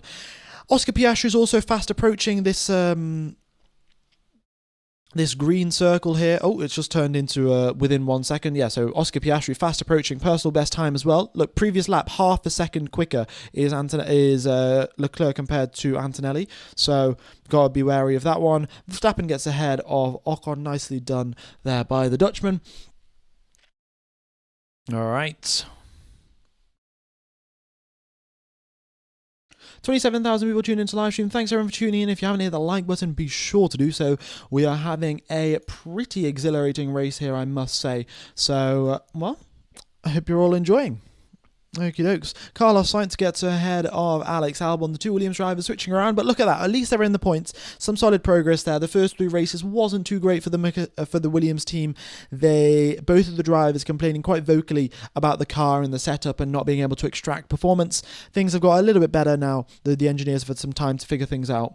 And 8th and 9th position for the Williams duo. What happened to Verstappen? He spun on lap 1, he then pitted for hard tyres under the safety car, and that is why he's down in P11. But he's making some pretty quick work, making up positions. He was down in 16th, I think. He then went up into, 15th, 14th, and now all the way up into 11th. He now gets ahead of Behrman, and it's up into 10th position there for Max Verstappen. The drivers aren't fighting it too hard. They know it's a lost cause anyway, so yeah, Behrman just sort of lets Verstappen by. We'll sit in his toe a little bit and see what he can do. Oh, we got a yellow flag, track sector 19. That is Stroll going slowly. Stroll is going slowly. Is he just going to drive into the pit lane or... No, it continues on. All right, no worries there for Lance Stroll. Just losing a bit of time there in the final sector. 4 seconds off the pace on that previous lap. Okay. So we'll see if this rain is still going to arrive, supposedly arriving around lap number 25, 27-ish. So let's see how that goes. Quick recap for the drivers that have retired. Isaac Hadjar hit the barrier on the chicane of turn number 14, then went straight on into the following barrier at turn 15, retired from the car. Gasly got hit by Lawson and retired from the race. Lawson also retired from the damage, and Nico Hulkenberg got damage on lap 1, and then I think the damage just got worse and worse, and he also then retired from the race. Okay.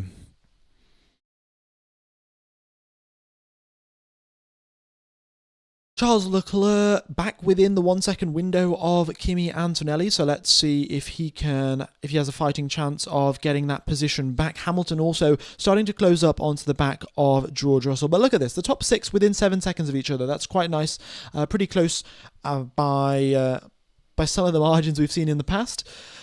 Yeah.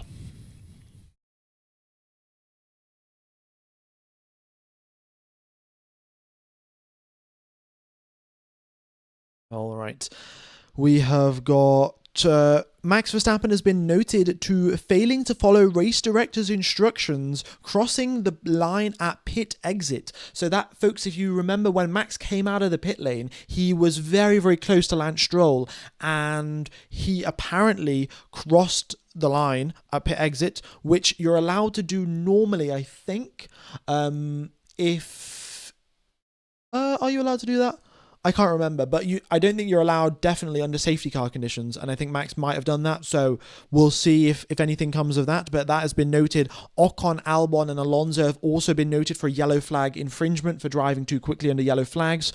Verstappen does get the overtake done on Alex Albon, but yeah, we'll see if that issue or incident gets noted, right? So the race director's instructions say, as you exit the pit lane, you want to stay inside. There's a pit lane exit line essentially, and you're not allowed to cross that. So maybe Max Verstappen just drove over it ever so slightly, maybe he totally crossed it. I've not seen the replay, I've not seen it. So, but yeah, he's been noted for that at least.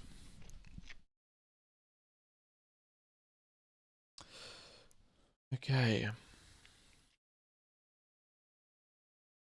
And he's about to overtake Carlos Sainz. Here he goes in towards turn number 1. He's got the overtake mode on. Carlos Sainz coming across the line. He crosses the line at 5 kilometers per hour. Actually, not even 5, 13 kilometers per hour quicker than Carlos Sainz as he comes across the line. He says thank you very much, and he goes for P8 there. Max Verstappen up into 8th position.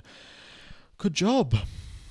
Good job. When is the rain? Supposedly lap number 27, ladies and gentlemen. Supposedly lap 27. Let's wait and see.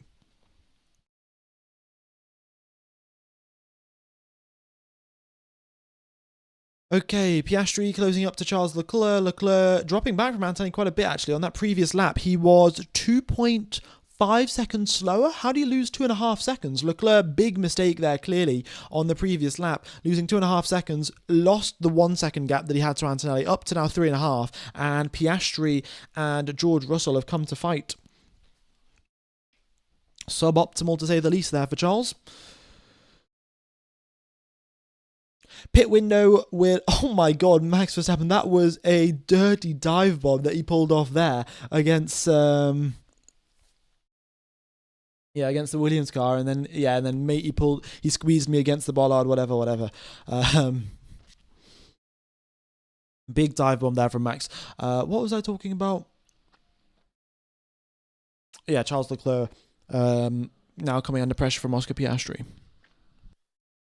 Oh, the pit window. Pit window for the medium tyres is approximately lap 25. So 25, and then you pit onto the hards, you go to the end of the race. Or you could pit around lap number 20 or so, and it would still be all right. The other thing, though, if you want to go for the alternate strategy, so where you start on the mediums, then go on to the softs at the end, the drivers will be pitting approximately lap 30 to 35 for that one. Rain in 2 laps, apparently. We'll see. I mean, look, I would love for the rain to arrive ASAP. We've got Norris going purple in sector number 1. Oh, yeah, Perez over the radio saying, we expect a shower in 2 to 3 laps. We want to survive it, potentially coming first in sector 2. Okay, so from this side of the circuit, to the right side of me, that's where the rain's going to arrive. So from the south side, essentially it's coming upwards from bottom right to top left, and well, let's see what happens. 2 to 3 laps apparently, but the sky doesn't look that grey, so obviously I think the greyer the clouds, the heavier the rain typically. As far, I must be an expert. I live in the UK, of course, but yeah, they don't look that dark or that grey. So we'll see if it's torrential rain or just a little bit of drops here and there.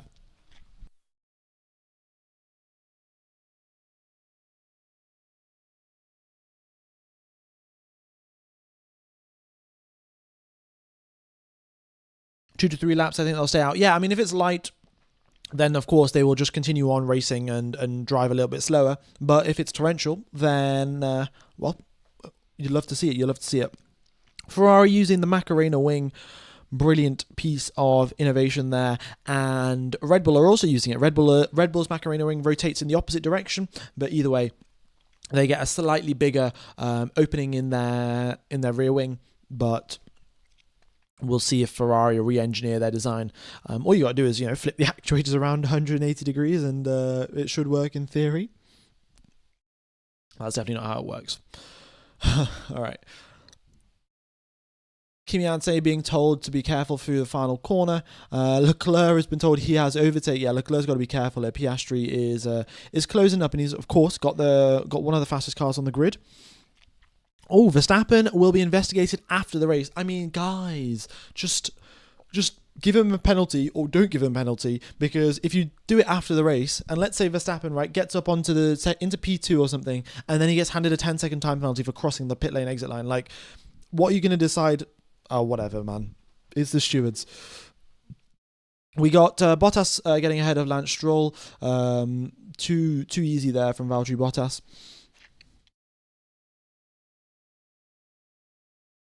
Like, look, I'm not saying Max should get a penalty or shouldn't get a penalty. I'm just saying the FIA should make a decision now rather than delaying it to after the race is over. Like, why would you do it after the race is over? I'm sure you want to get Max's opinion on, did you actually see the line or not? But what is Max going to say? Is Max going to be like, oh no, I can't see the line. I can't see it because I'm sat so low down in the car. Like, yeah, you've got to make a decision, don't you?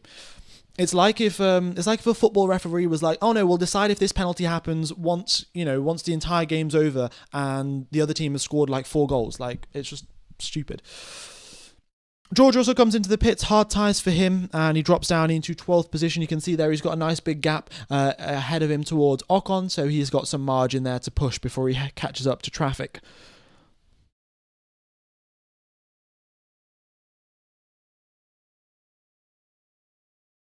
Right. Kimi Anthony lap time deleted for exceeding track limits. So Anthony's got to be careful here. He did get a 5-second time penalty for exceeding track limits during the sprint race. He does not want to do that again. Of course, Miami, quite the easy circuit to exceed track limits because it is all white lines and then there's concrete runoffs where you're not losing that much time. So yeah, he's got to be careful there. George Russell's been told over the radio, outlap critical, so he's got to push on the outlap, make sure that he gets those tyres warmed up properly and does not get overcut or anything like that. So that'll be interesting to see how that works out for George. All right. Charles Leclerc also dives into the pit lane. Okay. Yeah, so you're looking around lap 20, lap 22. So whatever rain was going to arrive clearly hasn't arrived because the drivers are pitting for tyres now. If there was rain on the horizon, then they will have, waited a little bit longer to see if the rain would arrive and see if it'd be worth switching directly onto inters. George Russell goes purple in the final sector, so clearly he's got those tyres switched on now, and he is pushing nice and hard. Charles Leclerc exits the pits, and look at that gap. What is it going to be? George Russell undercuts Charles Leclerc. Bish bash bosh, job done. Mercedes strategy works again, and Ferrari have... game's gone for Ferrari. Game's gone. Russell tried the undercut. It worked because Ferrari, did they have a bit of a slow stop? Yeah, a bit of a slow stop. It was 3.7 seconds, and Leclerc is currently 7/10 back. So, yeah, if there was a 3-second pit stop or a 2-second pit stop, Charles Leclerc would have been ahead. So you can blame it potentially on the strategy guys, you can potentially blame it on the pit stop guys, but blunder at Ferrari. Charles Leclerc has lost it. Not lost it, he's lost a position to George Russell, and it's time for the meme again. Where's it gone? There we go. It is so over.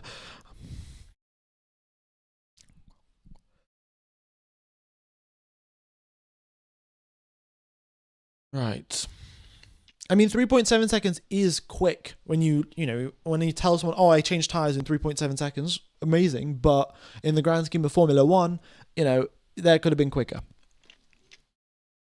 The drivers lose 19 seconds in the pit lane in normal conditions, and they lose 10 seconds in the pit lane under safety car or virtual safety car conditions.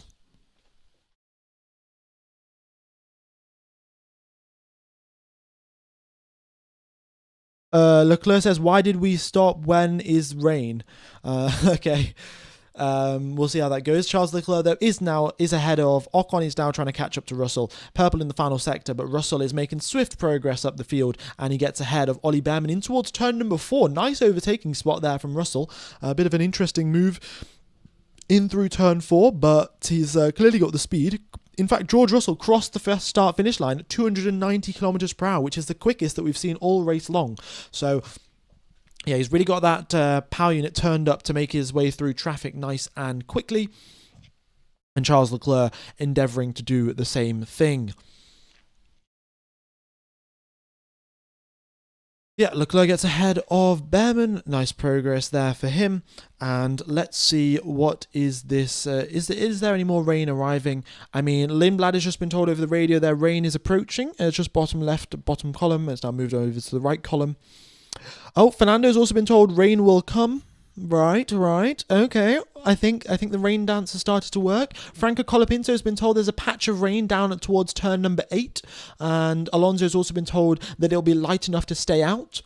So there's scope between turns number 8 and turns number 11. So it's coming from the bottom upwards.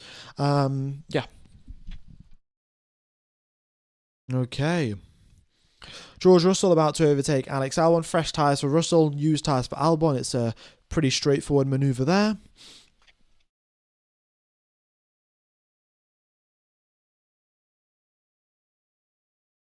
Right. So we'll see how long.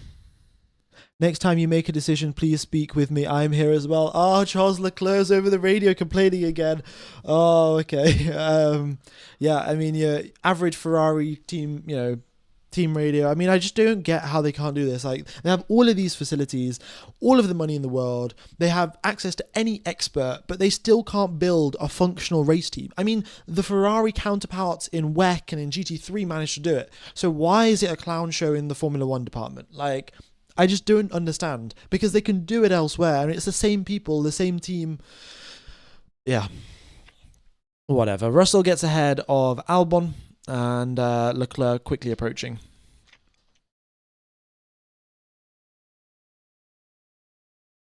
Yeah, Max is doing a pretty good job, but the thing is, are those tyres now going to last? We know Max is pretty good at managing his tyres. We got track temperature at 37 degrees, right? So it's a lot colder than what it was for most of the weekend. And Max has been operating in relatively clean air for a little bit of time, of course, making overtakes and stuff. But he's not been stuck behind someone's bumper for like 10 laps running. So we'll see if you can manage it. Maybe there's, an additional safety car that might help him out, but it's going to be tough. Behrman's also been told over the radio we're going to get a little bit of light rain.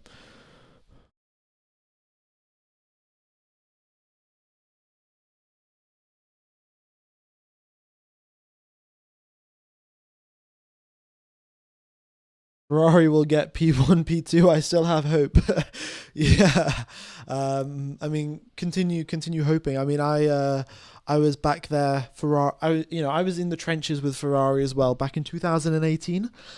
Sebastian Vettel going for the championship. Yeah, just never happened really.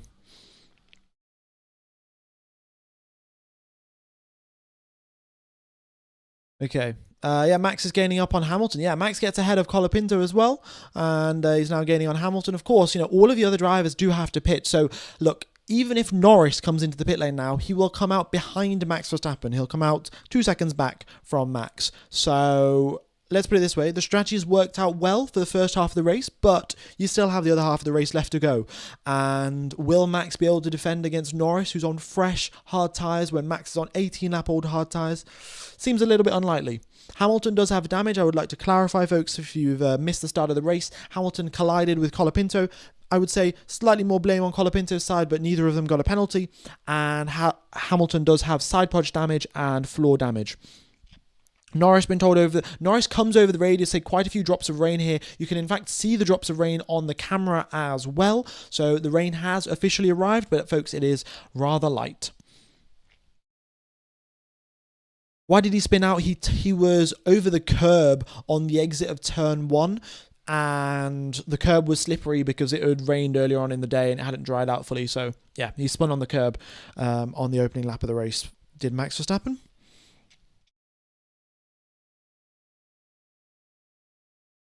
Okay. Yeah. Leclerc's getting pretty close now to George Russell. Russell's seeming to have run out a little bit of steam. Or, as I say that, I think he's about to overtake Sainz. Yes, he is. But yeah, Leclerc now catching up, and Russell was having a bit of a harder time making progress, overtaking Carlos Sainz. Bottas has been noted for speeding in the pit lane. I mean, the guy's already in last position, but I guess you could give him another 5-second time penalty. What's the harm? So yeah, speeding in the pit lane for Valtteri Bottas. He hasn't been given a penalty just yet, but that will 100% be a penalty. Max gets ahead of Lewis Hamilton in towards turn 17. Pretty close between the two drivers. Kimi Anthony dives into the pit lane. He comes out behind both of Verstappen and Hamilton. And Hamilton can't make the move in towards turn 1. So, very, very nicely done. Good progress there from Max. But, this was the sort of the easy part of the race for him, where he's on fresh tyres, everyone else is on used tyres, and he's got to fight his way through the pack. So, now let's see, will he be able to hang on? Because, look, Antonelli now is how many seconds behind Max Verstappen? He is 3 seconds back. Is Verstappen realistically going to be able to defend against Antonelli for the remaining 31 laps of this race? It does seem highly unlikely, doesn't it? Yeah. Welcome back 2025. Yeah, it does look awfully similar to 2025. What is Norris on? He is gone. Yeah, he is. Honestly, lap times very, very consistent and pretty minor mistakes as well. On the previous lap, right, he goes an entire second faster than Oscar Piastri does Lando Norris. So he is, operating at a great consistency, and there's not much that you can do to catch up to him.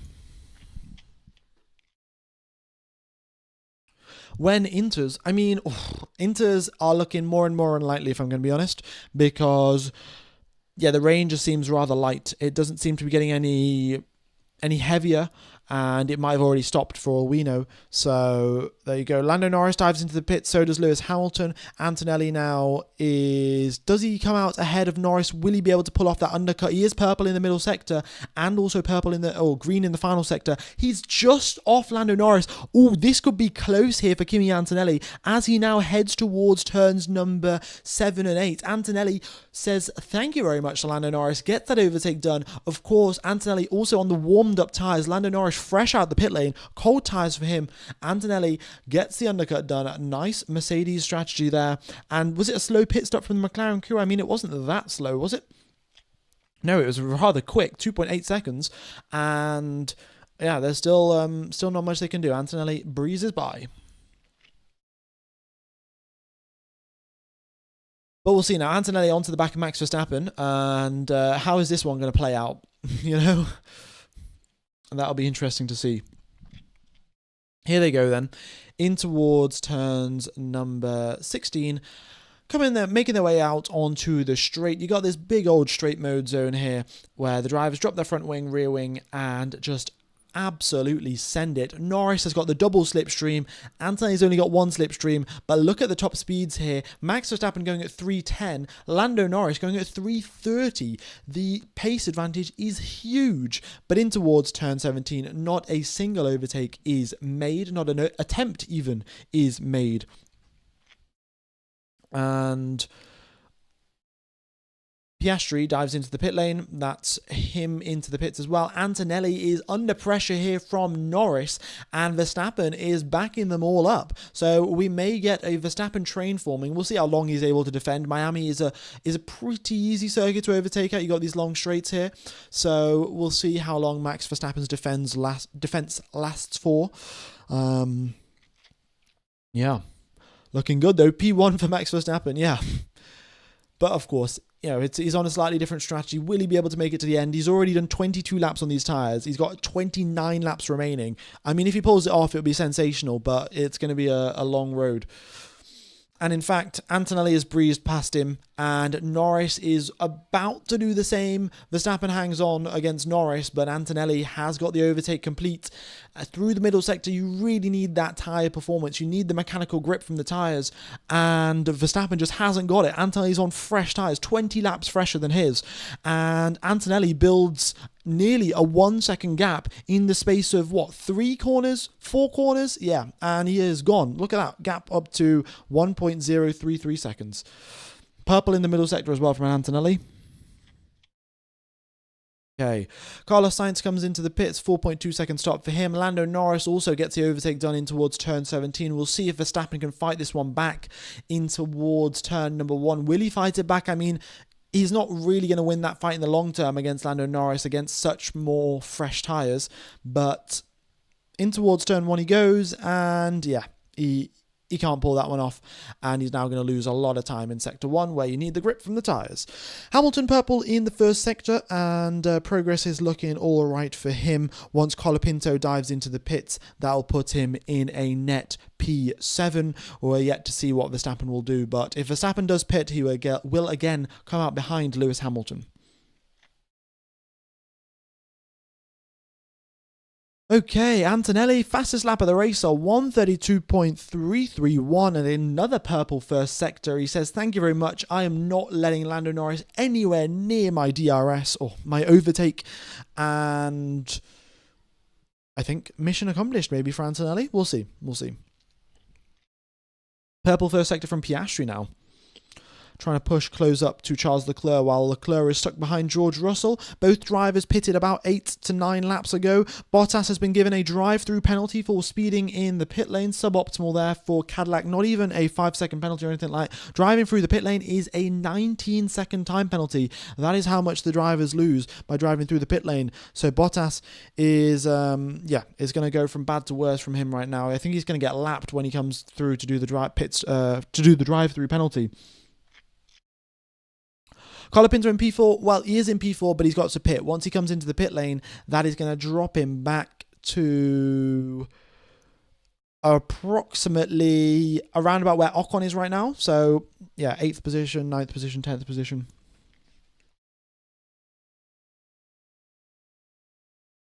And Leclerc gets ahead of Russell. Nicely done there by Charles Leclerc. And Oscar Piastri, fastest lap of the race, going about 0.3 quicker than Antonelli on the previous lap. Pretty solid job there from Piastri.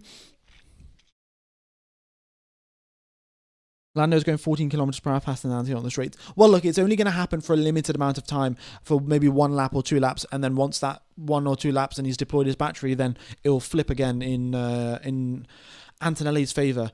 But yeah, the gap is 1.5 seconds, which is a little bit too big to get slipstream from. Is the rain with us?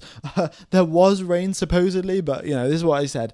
Very, very light indeed, and it has stopped. So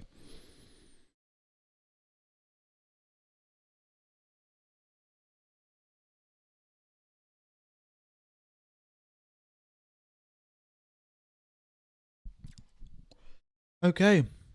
About 28,000 people tuning into the live stream. Thanks everyone for tuning in. If you are enjoying, be sure to hit the like button. Be sure to subscribe. It goes a long way to helping out the channel.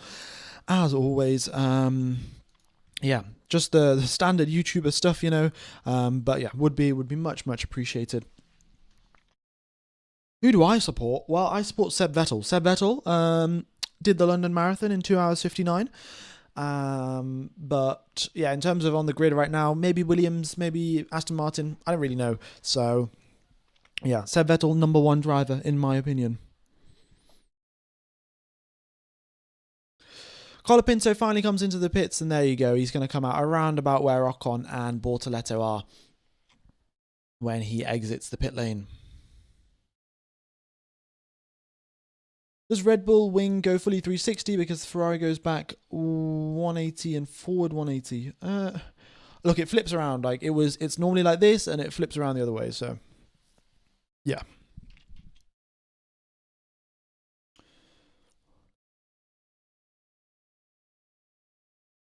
3-hour marathon is impressive. Yeah, how long is a lap in kilometers? I think a lap of Miami is, well, if we've got 60 laps, it's around about 5 kilometers. Just over 5 will be the distance, because we have a 300-kilometer race, of course.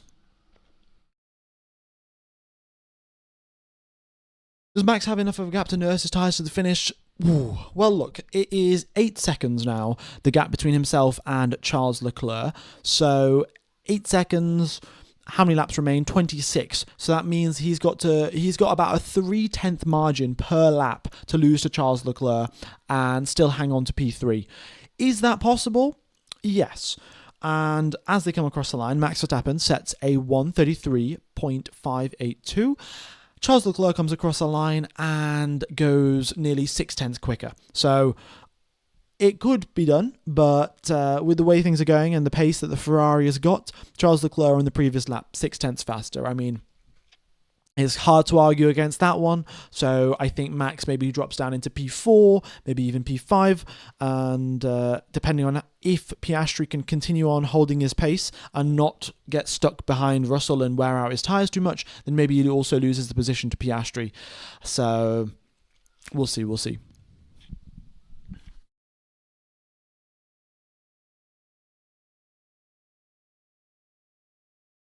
Yeah, Oscar is really pushing there. He's trying his absolute hardest to get ahead of Russell before they catch up to Leclerc, because once Russell catches up to Leclerc, then it's going to be so much harder to get that overtake done for Oscar Piastri. So he's trying to get it done ASAP and use his tyre advantage, right? He's got 8 lap fresher tyres. He's got to use that for something.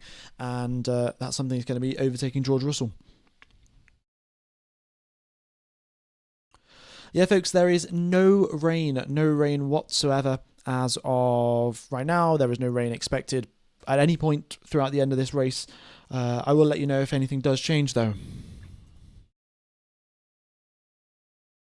Okay, up at the front, though, Lando Norris has closed that gap down to Kimi Antonelli. So, a couple of laps earlier, I was saying that Antonelli's trying to drive off into the sunset and never let Norris come into his overtake window. Well, look, the gap's now down to 1.3 seconds, 1.4 seconds. Lando Norris on the previous lap, 0.2 quicker. So, or 1/10 quicker. So, yeah, it's going to get close here. It's going to get close. We'll see what Antonelli can do. If he has some options, maybe he can use some more attack mode, or not attack mode, but attack a little bit harder with the battery. But yeah, that's going to be very short-lived. He's still got 24 more laps to face of Lando Norris hounding the back of him.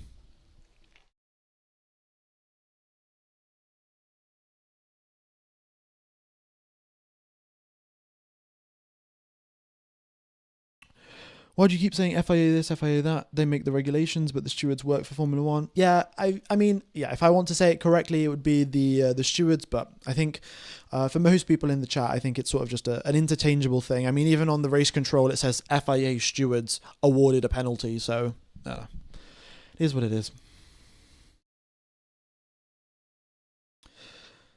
All right, so who is your driver of the day today, ladies and gentlemen? I've got to go. Bortoletto's done a pretty good job, right? Up 8 positions, but I think a lot of people are going to be saying Max Verstappen as well. He has spun, which was totally his fault. But then made some pretty good progress. So we'll see if he can hold up Charles Leclerc. But yeah, again on that previous lap. On that previous lap, it was 0.3 the gap. They were sort of looking. Actually, no, it was 0.5 the gap. So again, Leclerc is taking big chunks out of Verstappen's lead that he's got. Oh, Leclerc's just been told that there's some rain or something. I'm not gonna believe it, bro. When the rain arrives, I'll let you guys know. I'm not reading any more of these team radios because they're just waffling.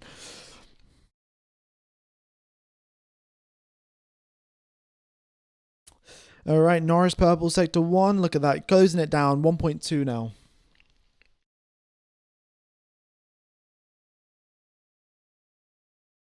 Why is Russell struggling? I can't really put an exact reason to it. Like, he personally says that he doesn't enjoy the Miami circuit, but if you want to win the championship, you've got to race at circuits that you like. You got to race at circuits you don't like. So you can't just say that, well, I don't like this racetrack.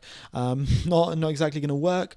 He is currently squabbling away with Oscar Piastri, and Piastri got pretty close to an overtake there, but.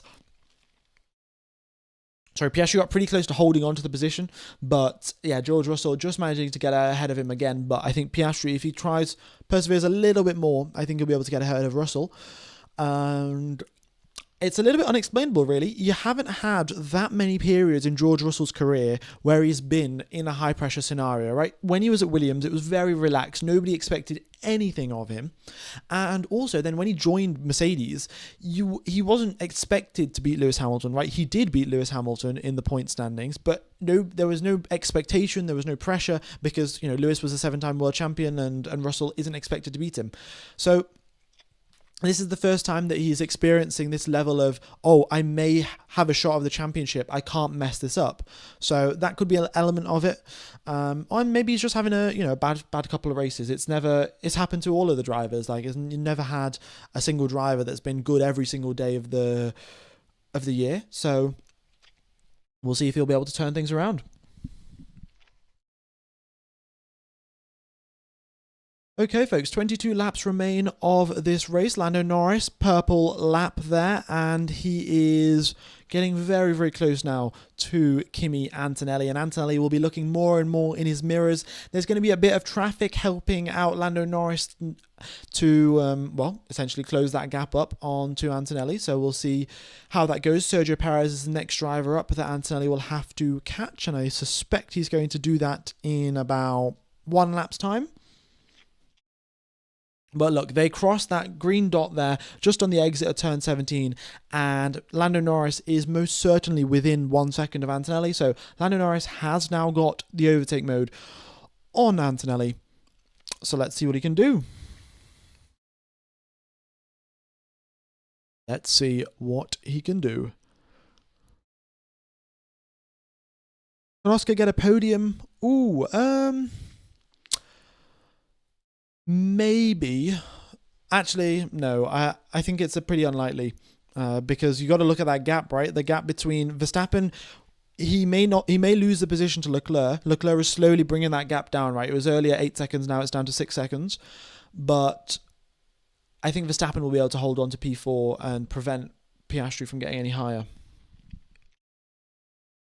Antonelli defend like a lion. Yeah, I think a lot of people supporting Kimi Antonelli here. He's youngster, bit of an underdog. Everyone coming into the season, if you were told that Mercedes is going to be the fastest car this year, who do you think is going to win the season? Everyone would say George Russell at the start of the season, but things don't look so clear as of right now. Then again, you look at the situation with Oscar Piastri and Lando Norris last year, and, I think it was Piastri won like 3 races in a row or something, and he got loads of pole positions back to back, and look how things turned out in the end, right? So it's too early to call.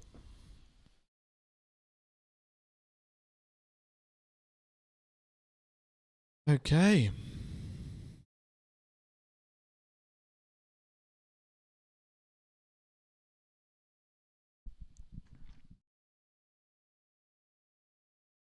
Is there still hope for heavy rain? Unlikely by the looks of it. The clouds aren't getting any darker, so it does not seem like it.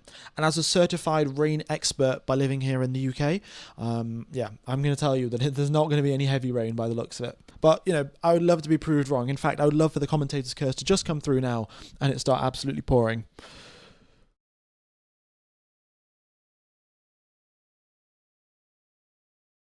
Yeah, so the only driver, in fact, here we are, lap 38 of 57. The only driver within 1 second is Norris on Antonelli and Behrman on Albon. My rears are gone now. Oh, that's what Antonelli says. So, yeah, rear tyres struggling. Bit of short shifting might help, but if your rear tyre's already cooked, there's not much that you can do about it. And, well, Norris is approaching. Is it a question of if, or is it a question of when? As they go down in towards turn 17, we have got Lando Norris 9/10 back, but look at the speeds, right? You can see Lando Norris 235, 236, Kimi Antonelli, 335, 336, and Kimi Antonelli going 315. So 20 kilometers per hour difference at their top speeds when they're going down the straight. Of course, that reduces a little bit as they get towards the clipping phase, but yeah, you're still getting lots and lots of top speed advantage for the car behind. Notice Alonso's medium tyres are 37 laps old. Yeah, I don't know what Alonso's doing really, but he's holding out a nice race and he's just practicing his tyre management, I guess. Hoping for a safety car, I suspect. And safety car will come out, he'll put on soft tyres, go to the end of the race, but we'll see. Yeah, because if the safety car comes out and Alonso puts on softs, then he might have a shot at potentially getting 10th position. We'll see. I mean, yeah, I don't know. He's currently 30 seconds behind 10th position, so I'm not so sure about that one, actually. The car's giving him nerve damage. I think Honda have got closer to fixing that. They've also installed some vibration dampeners in the steering wheel, so there may still be vibrations in the chassis itself, but the steering wheel, it's not getting passed through to the drivers. Okay. Thanks everyone for tuning in. By the way, if you haven't hit the like button, be sure to do so. It goes a long way to helping out the channel. And yeah, I'll be commentating the Canadian Grand Prix. That'll be in 3 weekends' time now. Yeah, 3 weekends' time. And yeah, it should be good. It'll be another sprint weekend. More upgrades. Mercedes specifically will be bringing more upgrades at the Canadian Grand Prix. I think Alonso, not Alonso specifically, the Aston Martin team will be bringing some upgrades as well. I think Haas also. So big mix up within the field. How did Max recover? By driving quickly, to be honest. Yeah. 18 laps remain, and the gap between Verstappen and Leclerc is 5.6 seconds. So again, actually, Verstappen is not doing too bad of a job of holding this 3/10 of a second gap to Charles Leclerc on every lap. Like, it's not every single lap. Sometimes it goes up to 4/10, maybe down to 3/10, then maybe down to 2/10. But Verstappen, his tires aren't falling off as much as you would have thought, and there is a shot here that he might actually end up on the podium. If he ends up on the podium, it's definite drive of the day for Max Verstappen after that spin. But also, folks, I would like to remind you guys, Max Verstappen is still under investigation, and the investigation will get completed at the end of the race after it's finished for crossing the white line on pit exit. So Alonso, Albon, and Ocon also will be investigate. Oh no, sorry, never mind. They already got investigated and they got no penalty. But Max, as far as I can tell, is still under investigation at the end of the race for crossing the white line at pit entry. So we'll see how that works out.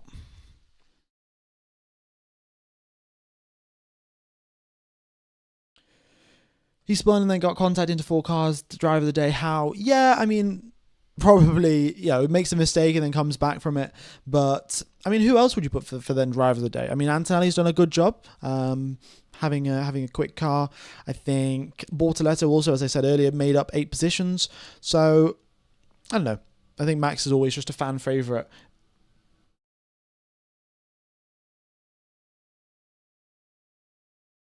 Russell's car is clearly being sabotaged. Oh my god, these comments, man! Like, what source do you have? Why would they sabotage George Russell's car? Like, it makes no sense because McLaren is still close for the Constructors' Championship. So, Mercedes can't just sabotage one car. They still want to win the Constructors. So, yeah, just honestly.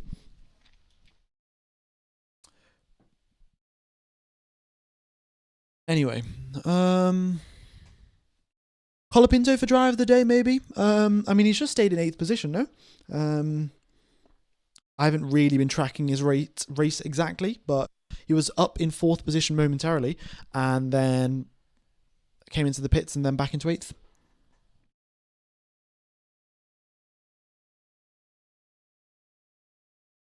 Right, Lando Norris drops out of the 1 second gap, so he got pretty close to Antonelli, but Antonelli managing to just hold on. He was complaining, of course, about his rear tires being gone, but potentially that could have just been like a short-term overheating issue rather than a more so long-term, his tires have just worn out sort of thing.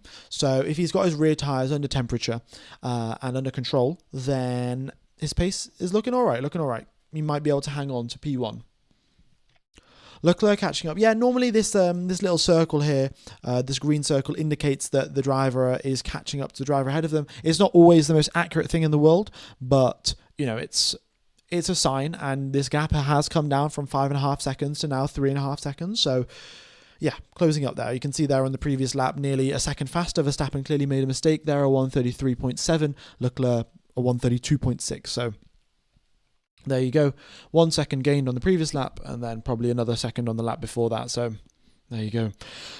When will Max pit? Well, it's still unknown whether Max will pit because, look, if he does pit right now, he's going to for sure come out behind Lewis Hamilton. He will come out approximately... Where's he going to come out?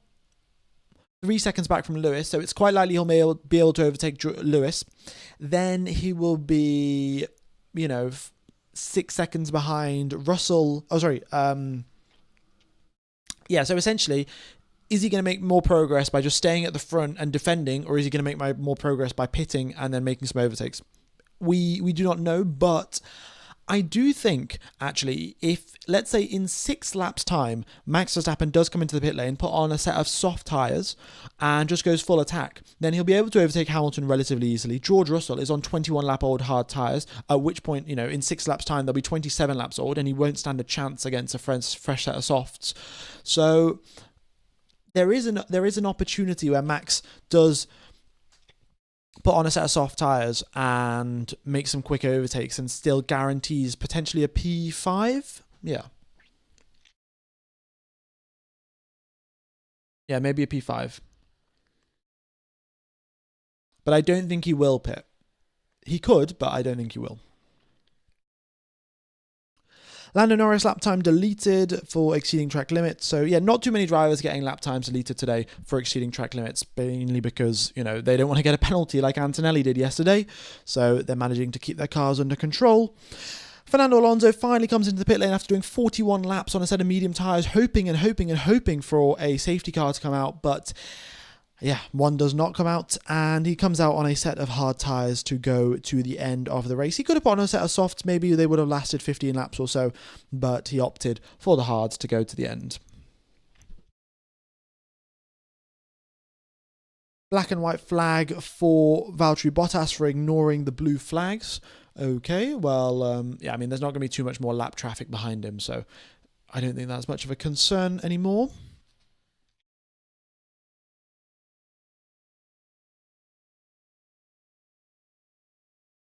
Everyone gets hard tyres except Valtteri and Lance. They have hard tyres. They're just choosing not to use them. They're much more using this like a test session, and, fair enough.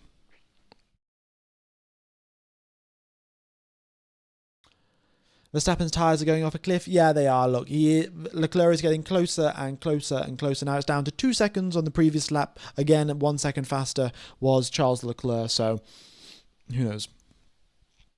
Look, if his tyres are going off, it makes sense to pit now and try to make as much progress back through the field when you've still got laps left on the board, right? You've got 14 laps left. If you wait 4, 5, 6 more laps, then you're not going to have enough time to make all those overtakes.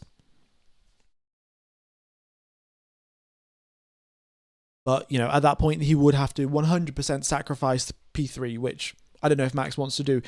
I think he's more up for a fight because look, Lando Norris was getting dangerously close to Kimi Antonelli. The gap was down to 1 second. It was down to 8/10. So we were like, oh, Antonelli's coming under pressure here, and Norris might overtake him, but nothing ever happened of that. So I think Max is hoping that Leclerc will get closer and closer and closer, and then suddenly his pace just runs out, and Verstappen holds on to P3. We'll see what happens. Much appreciated though, everyone tuning in. Hope you're all enjoying the coverage. If you haven't hit the like button, be sure to do so. Helps out the YouTube algorithm. And also, folks, I totally forgot to mention this. I should probably mention this since they're sponsoring me. If you guys do want to watch the Formula 1 coverage for only $1 a month, what you can do is get Proton VPN using the link in the description. Then you can go on to an Austrian VPN server. You search ORF TV Formula 1. And you can then watch the coverage. The commentary is in German, so you just have to mute it and listen to me talk instead. But either way, you get to see the cars go around the track. So it's pretty good for $1 a month. We've got around 700, 800 people using it, and it's pretty nice. So would recommend. And yeah, Proton VPN is sponsoring me. Big W.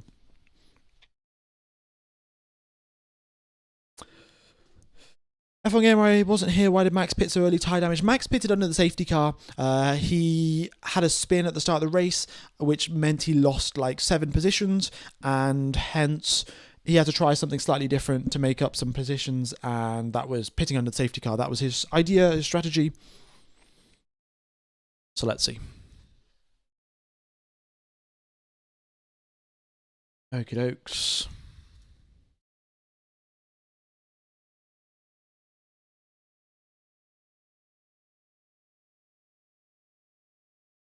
Right. There'll be no rain, Ford says. Okay. Well, there we go. I wasn't really expecting much more rain, to be fair, because there's only 13 laps left and it doesn't look all that dark.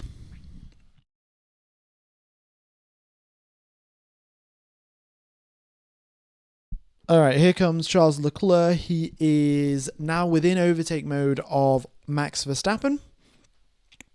Let's see what he can do. 12 laps remain, so Piastri is also getting relatively close, right? The gap now down to 4 seconds between Piastri and Verstappen. And Charles Leclerc in towards turn number 1. Does he go for a move there? No, he doesn't, but he'll probably get it sealed and dealed by the time they get towards turn number 8. He's been told over the radio that he has got the overtake mode. And Lewis Hamilton has been told to compromise his entry in towards turn number 8 to get a better exit. So some nice coaching getting over the radio for Lewis Hamilton. And all of the drivers really are getting coaching. Antonelli, another black and white flag. Oh, sorry, wait. No. Antonelli, another lap time deleted for exceeding track limits. That is strike number 2. So if he does it one more time, that'll be a black and white flag. Another time after that, and it'll be a 5-second time penalty. So that's what it is. Norris has been told over the radio. Norris has come over the radio saying, watch the track limits. He's gone past it twice already. So Norris is there watching, and he's going to snitch on Antonelli, of course. So yeah, Antonelli's got to be careful here. So 2 track limits extensions as of right now. 2 more, and a 5-second penalty comes his way.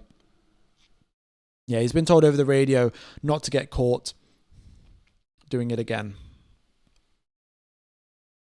Here comes Charles Leclerc, going down the straight they go. What speed does Charles Leclerc do? Leclerc does 3:25, Max Verstappen does 3:10. Charles Leclerc says thank you very much. He looks to the inside line and actually doesn't make a move. Oh, okay. I was expecting an overtake there from Charles Leclerc, but maybe he'll get one done in towards turn 1. Let's see. Yeah, he's gaining and gaining. He crosses the start-finish line at 291 kilometers per hour. Max Verstappen going at 366. That is a huge difference in speeds as they come across the line. Quickest driver to come across the start-finish line as well there for Charles Leclerc. 291, taking away the record from George Russell, who was 290.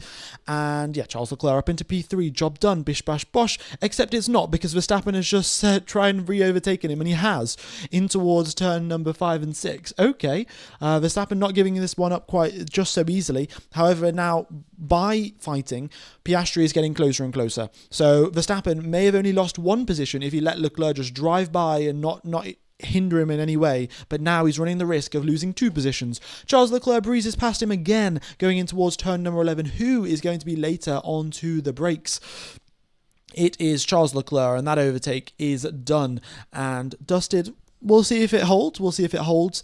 But, Antonelli has been told we're keeping an eye on this downshift problem, and it's causing a lot of locking issues as well. Okay, potential gearbox issues here for Antonelli. They've been told that they're keeping an eye out on the downshift issues. We did have downshift issues with the Red Bull team, of course, totally different power units, totally different gearboxes, but something in common there.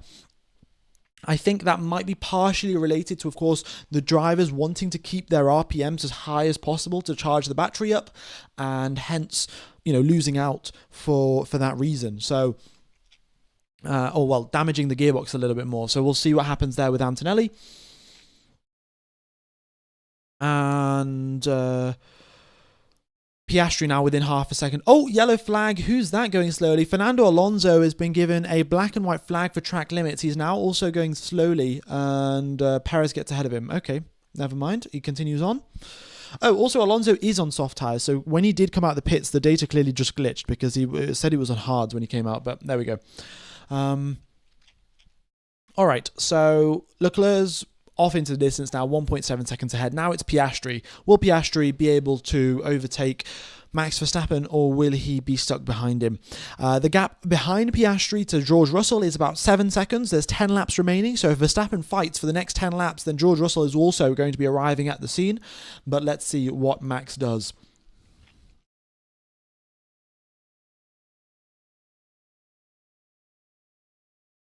Tyres ain't going to support him. Yeah, I mean, look at that. 41 laps completed, and he's going to do another 10 more laps. That's going to be 51 laps by the end of that race on those hard tyres.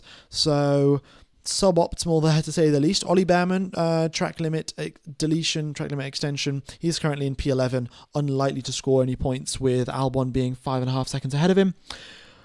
Yeah, Antonelli complaining about downshifts. We'll see how much longer that continues, but there's only, 9 laps left. The drivers do approximately 65 gear shifts over the course of a lap. So that will be approximately, 500, 600 gear shifts for Kimi Antonelli to make it to the end of the race. Yeah, I think the gearbox should be able to take that 500, 600 gear shifts. Should be all right. But yeah, it's quite interesting actually, guys. Did you know that 65 gear shifts on average around a lap of a Formula One circuit for the drivers? Fernando Alonso gets ahead of Sergio Perez. Nice little battling there.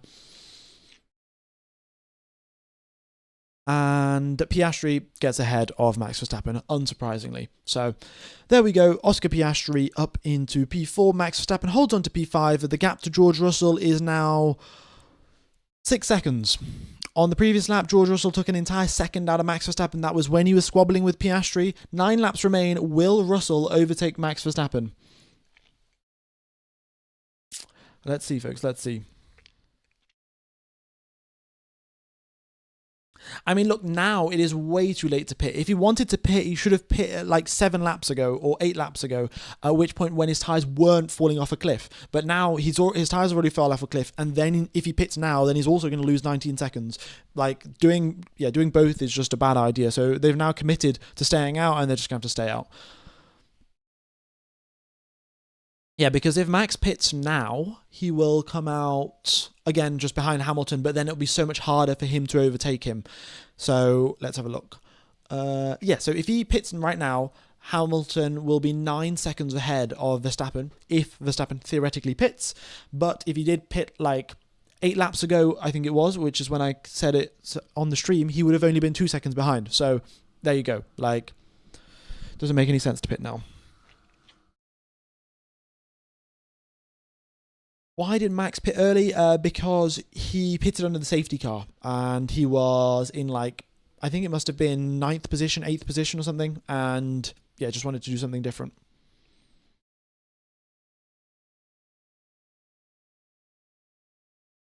Okay. It's P5, pack it up. I mean, who knows? It might even be P6 for Max Verstappen. Let's see. 8 laps remain of this race. That's going to be approximately 40 kilometers left. 40 kilometers of fuel remain in these cars.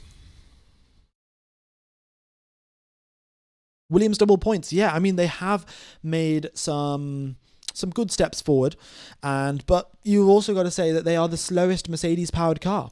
The Mercedes power unit is pretty fantastic by the looks of it, and still they are the slowest one of them. They're behind Colapinto by 15 seconds, doing relatively similar strategy. So over the course of 60 laps, approximately, that's 2.5 tenths of a second is the gap between Williams and the Alpines. Make of that what you will, but they've still got a lot more work to do down at the Williams factory. Where is the rain, bro? Yeah, the rain is non-existent. It's a fugazi. Not real. Williams is still overweight. That is correct. Reportedly, they were, nearly 30 kilograms or something like that, but I don't know if that was true or not, but I think they are still overweight. So they've still got some relatively easy gains to gain. Like, you can see Red Bull, they were 19 kilograms overweight. Now, apparently, they're only 10 kilograms overweight. So just shaving off that weight, bringing a few more upgrades, and look how much performance they've gained. So yeah, there you go. Also, folks, if you are enjoying the coverage, then be sure to hit the like button, be sure to subscribe. Hopefully, we can make our way towards 239k subscribers. That'd be pretty cool. We're, 246 subscribers away. So, we got nearly 100 times that amount of people watching. So, would be appreciated if you guys can subscribe. I'll be commentating all of the practice sessions, all the quali sessions, all of the sprint races. Every Formula One session, I'll be there.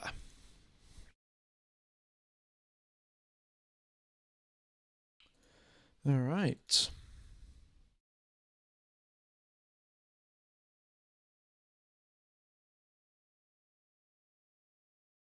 Bottas should retire. It's embarrassing. I mean, Bottas also had a drive-through penalty, so that's why he is that far back. But yeah, his pace also isn't great. So it is what it is at the end of the day. They got some more improvements to make. 6 laps remain. The gap between Verstappen and Russell is 3 seconds. 3 seconds, so yeah, he's got to gain half a second per lap for George Russell to make that overtake. Will that work? Will it not? Let's wait and see. Russell's tyres are also going off a little bit. You know, Antonelli earlier was complaining about his rear tyres. I'm sure Russell will be suffering from similar issues, and yeah, that's going to make it a tough one to catch up to Max.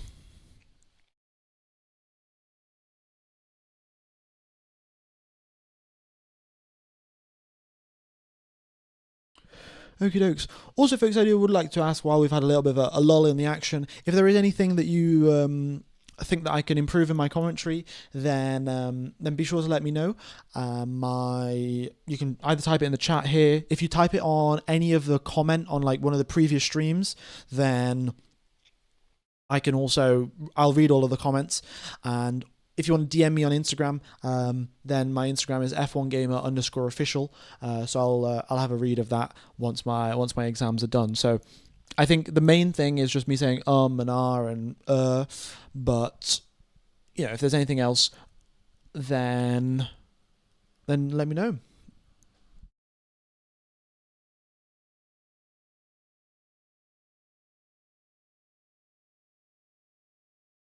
Piastri might get a podium. He is closing up on Charles Leclerc, actually. So we'll see. Fernando Alonso and Sergio Perez are having a nice little battle there. I mean, Alonso's on soft tyres, so but nice battles for those drivers.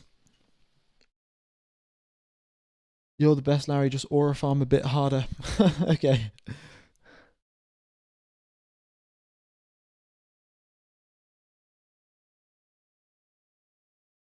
Like the interesting tidbits, like how many gear shifts in a lap, fun facts.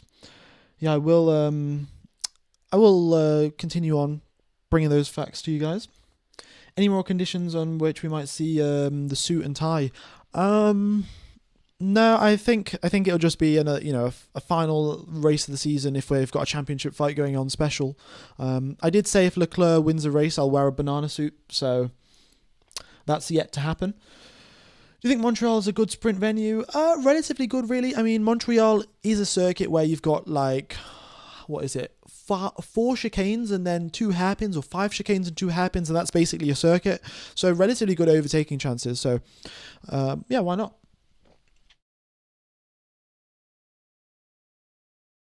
All right, 4 laps remain of this race, and up in the lead, we have got Antonelli. George Russell, his teammate, is just closing in on Max Verstappen, and in fact, the gap is now down to 0.6 of a second. So Russell is about to get this position off Max. By the looks of it, he has got 14 lap fresher tyres. Max's tyres have really hit a cliff at this moment in time, and let's see what he can do. Kimi Antonelli getting told over the radio what lap times Lando Norris is doing, and he has just got to hold his lap times consistent. Of course, not exceed track limits as well. Antonelli currently on 2 strikes on track limits, 2 more, and he will get a penalty. So that's something to watch out for. Yeah. And Piastri also closing up to Charles Leclerc. That might be a potential podium opportunity there for Piastri. He is on 7 lap fresher tyres. He has also got a bit more straight and a bit more oomph down the start-finish straight, or just any of the straights, sorry. Okay. For anyone that's just tuned in and is listening to this sort of like a radio broadcast, we've got Hulkenberg, Lawson, Gasly and Hadjar retired from the race. And I'm just going to go from top to bottom with Antonelli first, Norris second, Leclerc P3, Piastri 4th, Verstappen 5th, Russell 6th, who is about to make that overtake, in fact, going in towards turn number 17, Hamilton in 7th, Colapinto 8th, Sainz 9th, Albon 10th, Behrman 11th, Bortoletto 12th, Ocon 13th, Lindblad 14th, Alonso 15th, Perez 16th, Stroll 17th, and Bottas 18th. And Verstappen does get overtaken by George Russell in towards turn number 1. Verstappen isn't going to give up so easily and is going to try and fight this one back. And he does so, in fact. Russell very deep onto the brakes in towards the first corner. And yeah, I don't think he was expecting his tyres. Well, he was expecting his tyre to give him a bit more grip, and yeah, that didn't really happen. So he's got a Verstappen says, "I think he hit my tyre," and flaps 2. So they're checking. Yeah, they're just checking, making sure there's not too much damage on the car, and we'll see if Russell can try to make that overtake happen again. Piastri also over here, just to the right of me. You can see that Piastri is about to try and overtake Charles Leclerc. Let's see what happens there. Okay. Well, here we go then. 2 laps remain in this race, and we got 2 battles, for one for 3rd position, one for 5th position. Not too shabby, not too shabby. But up in the lead of the race, Kimi Antonelli has delivered fantastically, I must say. Your commentary is amazing. Been watching you for more than a year. It's so easy and pleasing to listen to. Well, thank you very much. Thank you very, very much. George Russell now gets an overtake done in towards turn number 17. Will he again be able to hold this one against Max, or will he not? Max Verstappen again holding off George Russell. This is now approaching. Well, they're now on their second to last lap of the race. Let's see what they can do. Antonelli, of course, is in the lead. Antonelli is 40 seconds ahead of his teammate. I must say, they're on the same strategy pretty much. Of course, Russell has been in a bit more traffic, but 40 seconds to your teammate is a huge margin. You know, look at the McLarens, it's about 20 seconds or so. You look at the Ferraris, and it's about 25 seconds or so. But 40 seconds to your teammate, I mean, Antonelli, hats off to you, mate. Right. Here comes Oscar Piastri then against Charles Leclerc, practically pushing him through this complex here between turns number 11 and 16. Is he going to be close enough to pull off a maneuver here? The minimum speed is slightly higher for Oscar Piastri. He does get a bit of a compromised exit because of the dirty air, but his foot is flat to the floor. Charles Leclerc approaching 310 kilometers per hour. Oscar Piastri approaching 330, and Piastri sends it down the inside, says thank you very much to Charles Leclerc, and Leclerc cannot fight this one. He's going to try for the re-overtake in towards turn 1. Let's see if that works out for him. George Russell is approaching, and he gets ahead of Max Verstappen. Nicely done there for George Russell, and it is P5 for him. Max can't defend on this occasion. Let's see what happens into turn 1. Leclerc cannot defend against Piastri. This is the final lap of the race here, ladies and gentlemen. Lap 57 of 57. This is for P5 against George Russell versus Max Verstappen. Verstappen can't fight it back into that corner, and Antonelli is making his way through sector number 2 quite nicely. Norris 3 seconds behind him, and Verstappen has nearly lost a set. Wait, Charles Leclerc is 5 seconds off Piastri. Yeah, so big mistake there for Charles. Wait, is Charles driving slowly? What's going on with Charles? Has he got... What's going on with Charles? He's now 9 seconds back from Piastri. Has he got a puncture or something? What's going on? There's nothing over the radio. Okay, it's continuing on just fine by the looks of it. Either way, Kimi Antonelli got pole position. He now comes across the line to win the Miami Grand Prix. Another win for the Italian sensation. Lando Norris into P2. Oscar Piastri gets P3 ahead of Charles Leclerc. And Leclerc's going slowly. Oh my God, he gets overtaken by George Russell is half a second back from him, and so is Max Verstappen. What has gone wrong for the Ferrari team?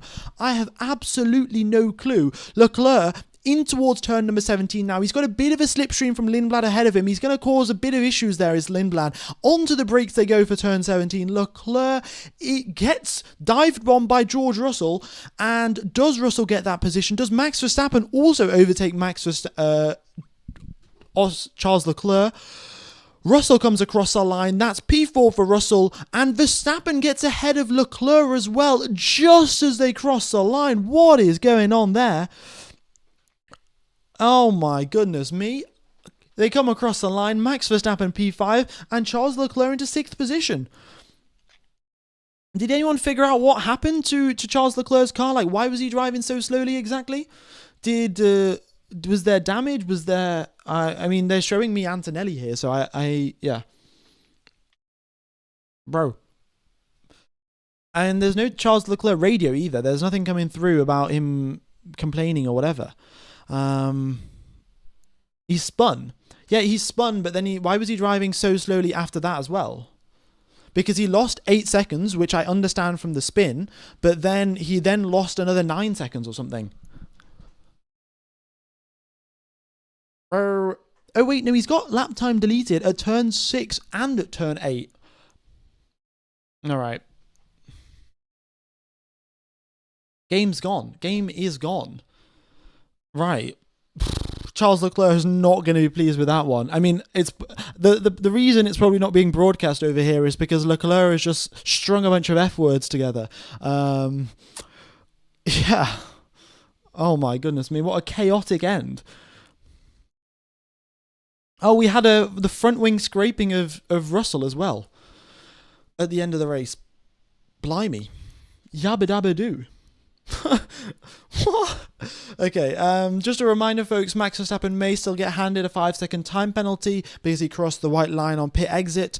That is still going to be investigated at the end of the race. I mean, the steward should have just decided it earlier on, but, you know, it is the stewards at the end of the day. They can never do this sort of stuff correctly. He hit the wall. Okay. Right. Thanks, folks. I mean, my broadcast it delayed itself and it started pausing. Like, you know, exactly when you want something to work, it just stops working.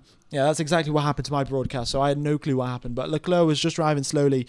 And Russell and Verstappen said, thank you very much. And yeah, damage. Okay, so spin, hit the wall, damage, driving slowly, gets overtaken by Russell and Verstappen. Bosh. Understandable. But also, he's just bottled it on the last lap of the race. I mean... Okay, folks, I've just got the replay here. So, Charles Leclerc makes his way through turns number 1 and 2. And, you know, the rear of the car is still dancing about. It seems like his rear tyres are really overheating. He spins, okay? That's 1 360 completed. A little tap of the barriers, okay? And then he just continues on. Right. So is that his steering wheel is that his steering then getting damaged by the contact? That might have been it. Yeah. Okay. Well, I'll put the point standings up on the screen. Where has it gone?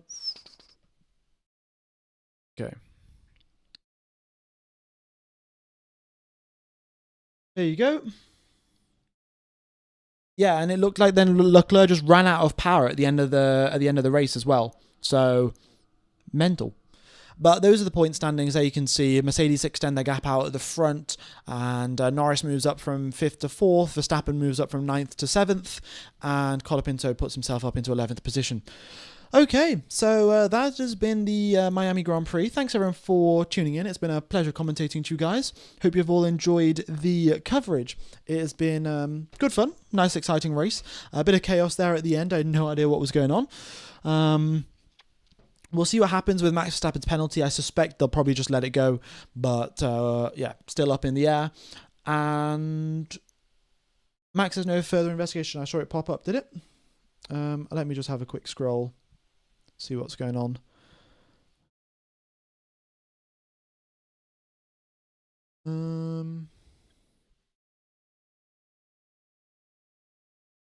Max had a no further investigation between Albon and Verstappen, but there wasn't a no further investigation for the race director's instructions.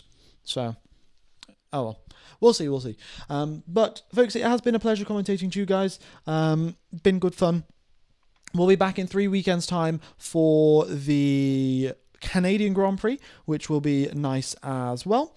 So, yeah, that's all from me. I'm going to end the stream. I'll take you over to the Canadian Grand Prix stream. If you guys could hit the like button, that would be much, much appreciated. As you guys, may have heard me talk about a little bit earlier on, Formula One is not so hot right now in the YouTube algorithm, and we've got about half the amount of people watching the streams compared to last year. So it would be much, much appreciated if you guys could hit the like button on the Canadian Grand Prix stream and also hit the reminder button. But that's all from me. And I shall see you in 3 weeks' time. Have a wonderful morning, afternoon, evening, or night, depending on where you are in the world. And see you in 3 weeks. Bye-bye, folks. Also, if you do want to watch a little bit of a post-race debrief, I am live on another streaming platform. It's got a purple logo and it starts with a TW. So if you guys are going to want to check it out, my name is F1 Gamer there as well. Bye-bye, folks.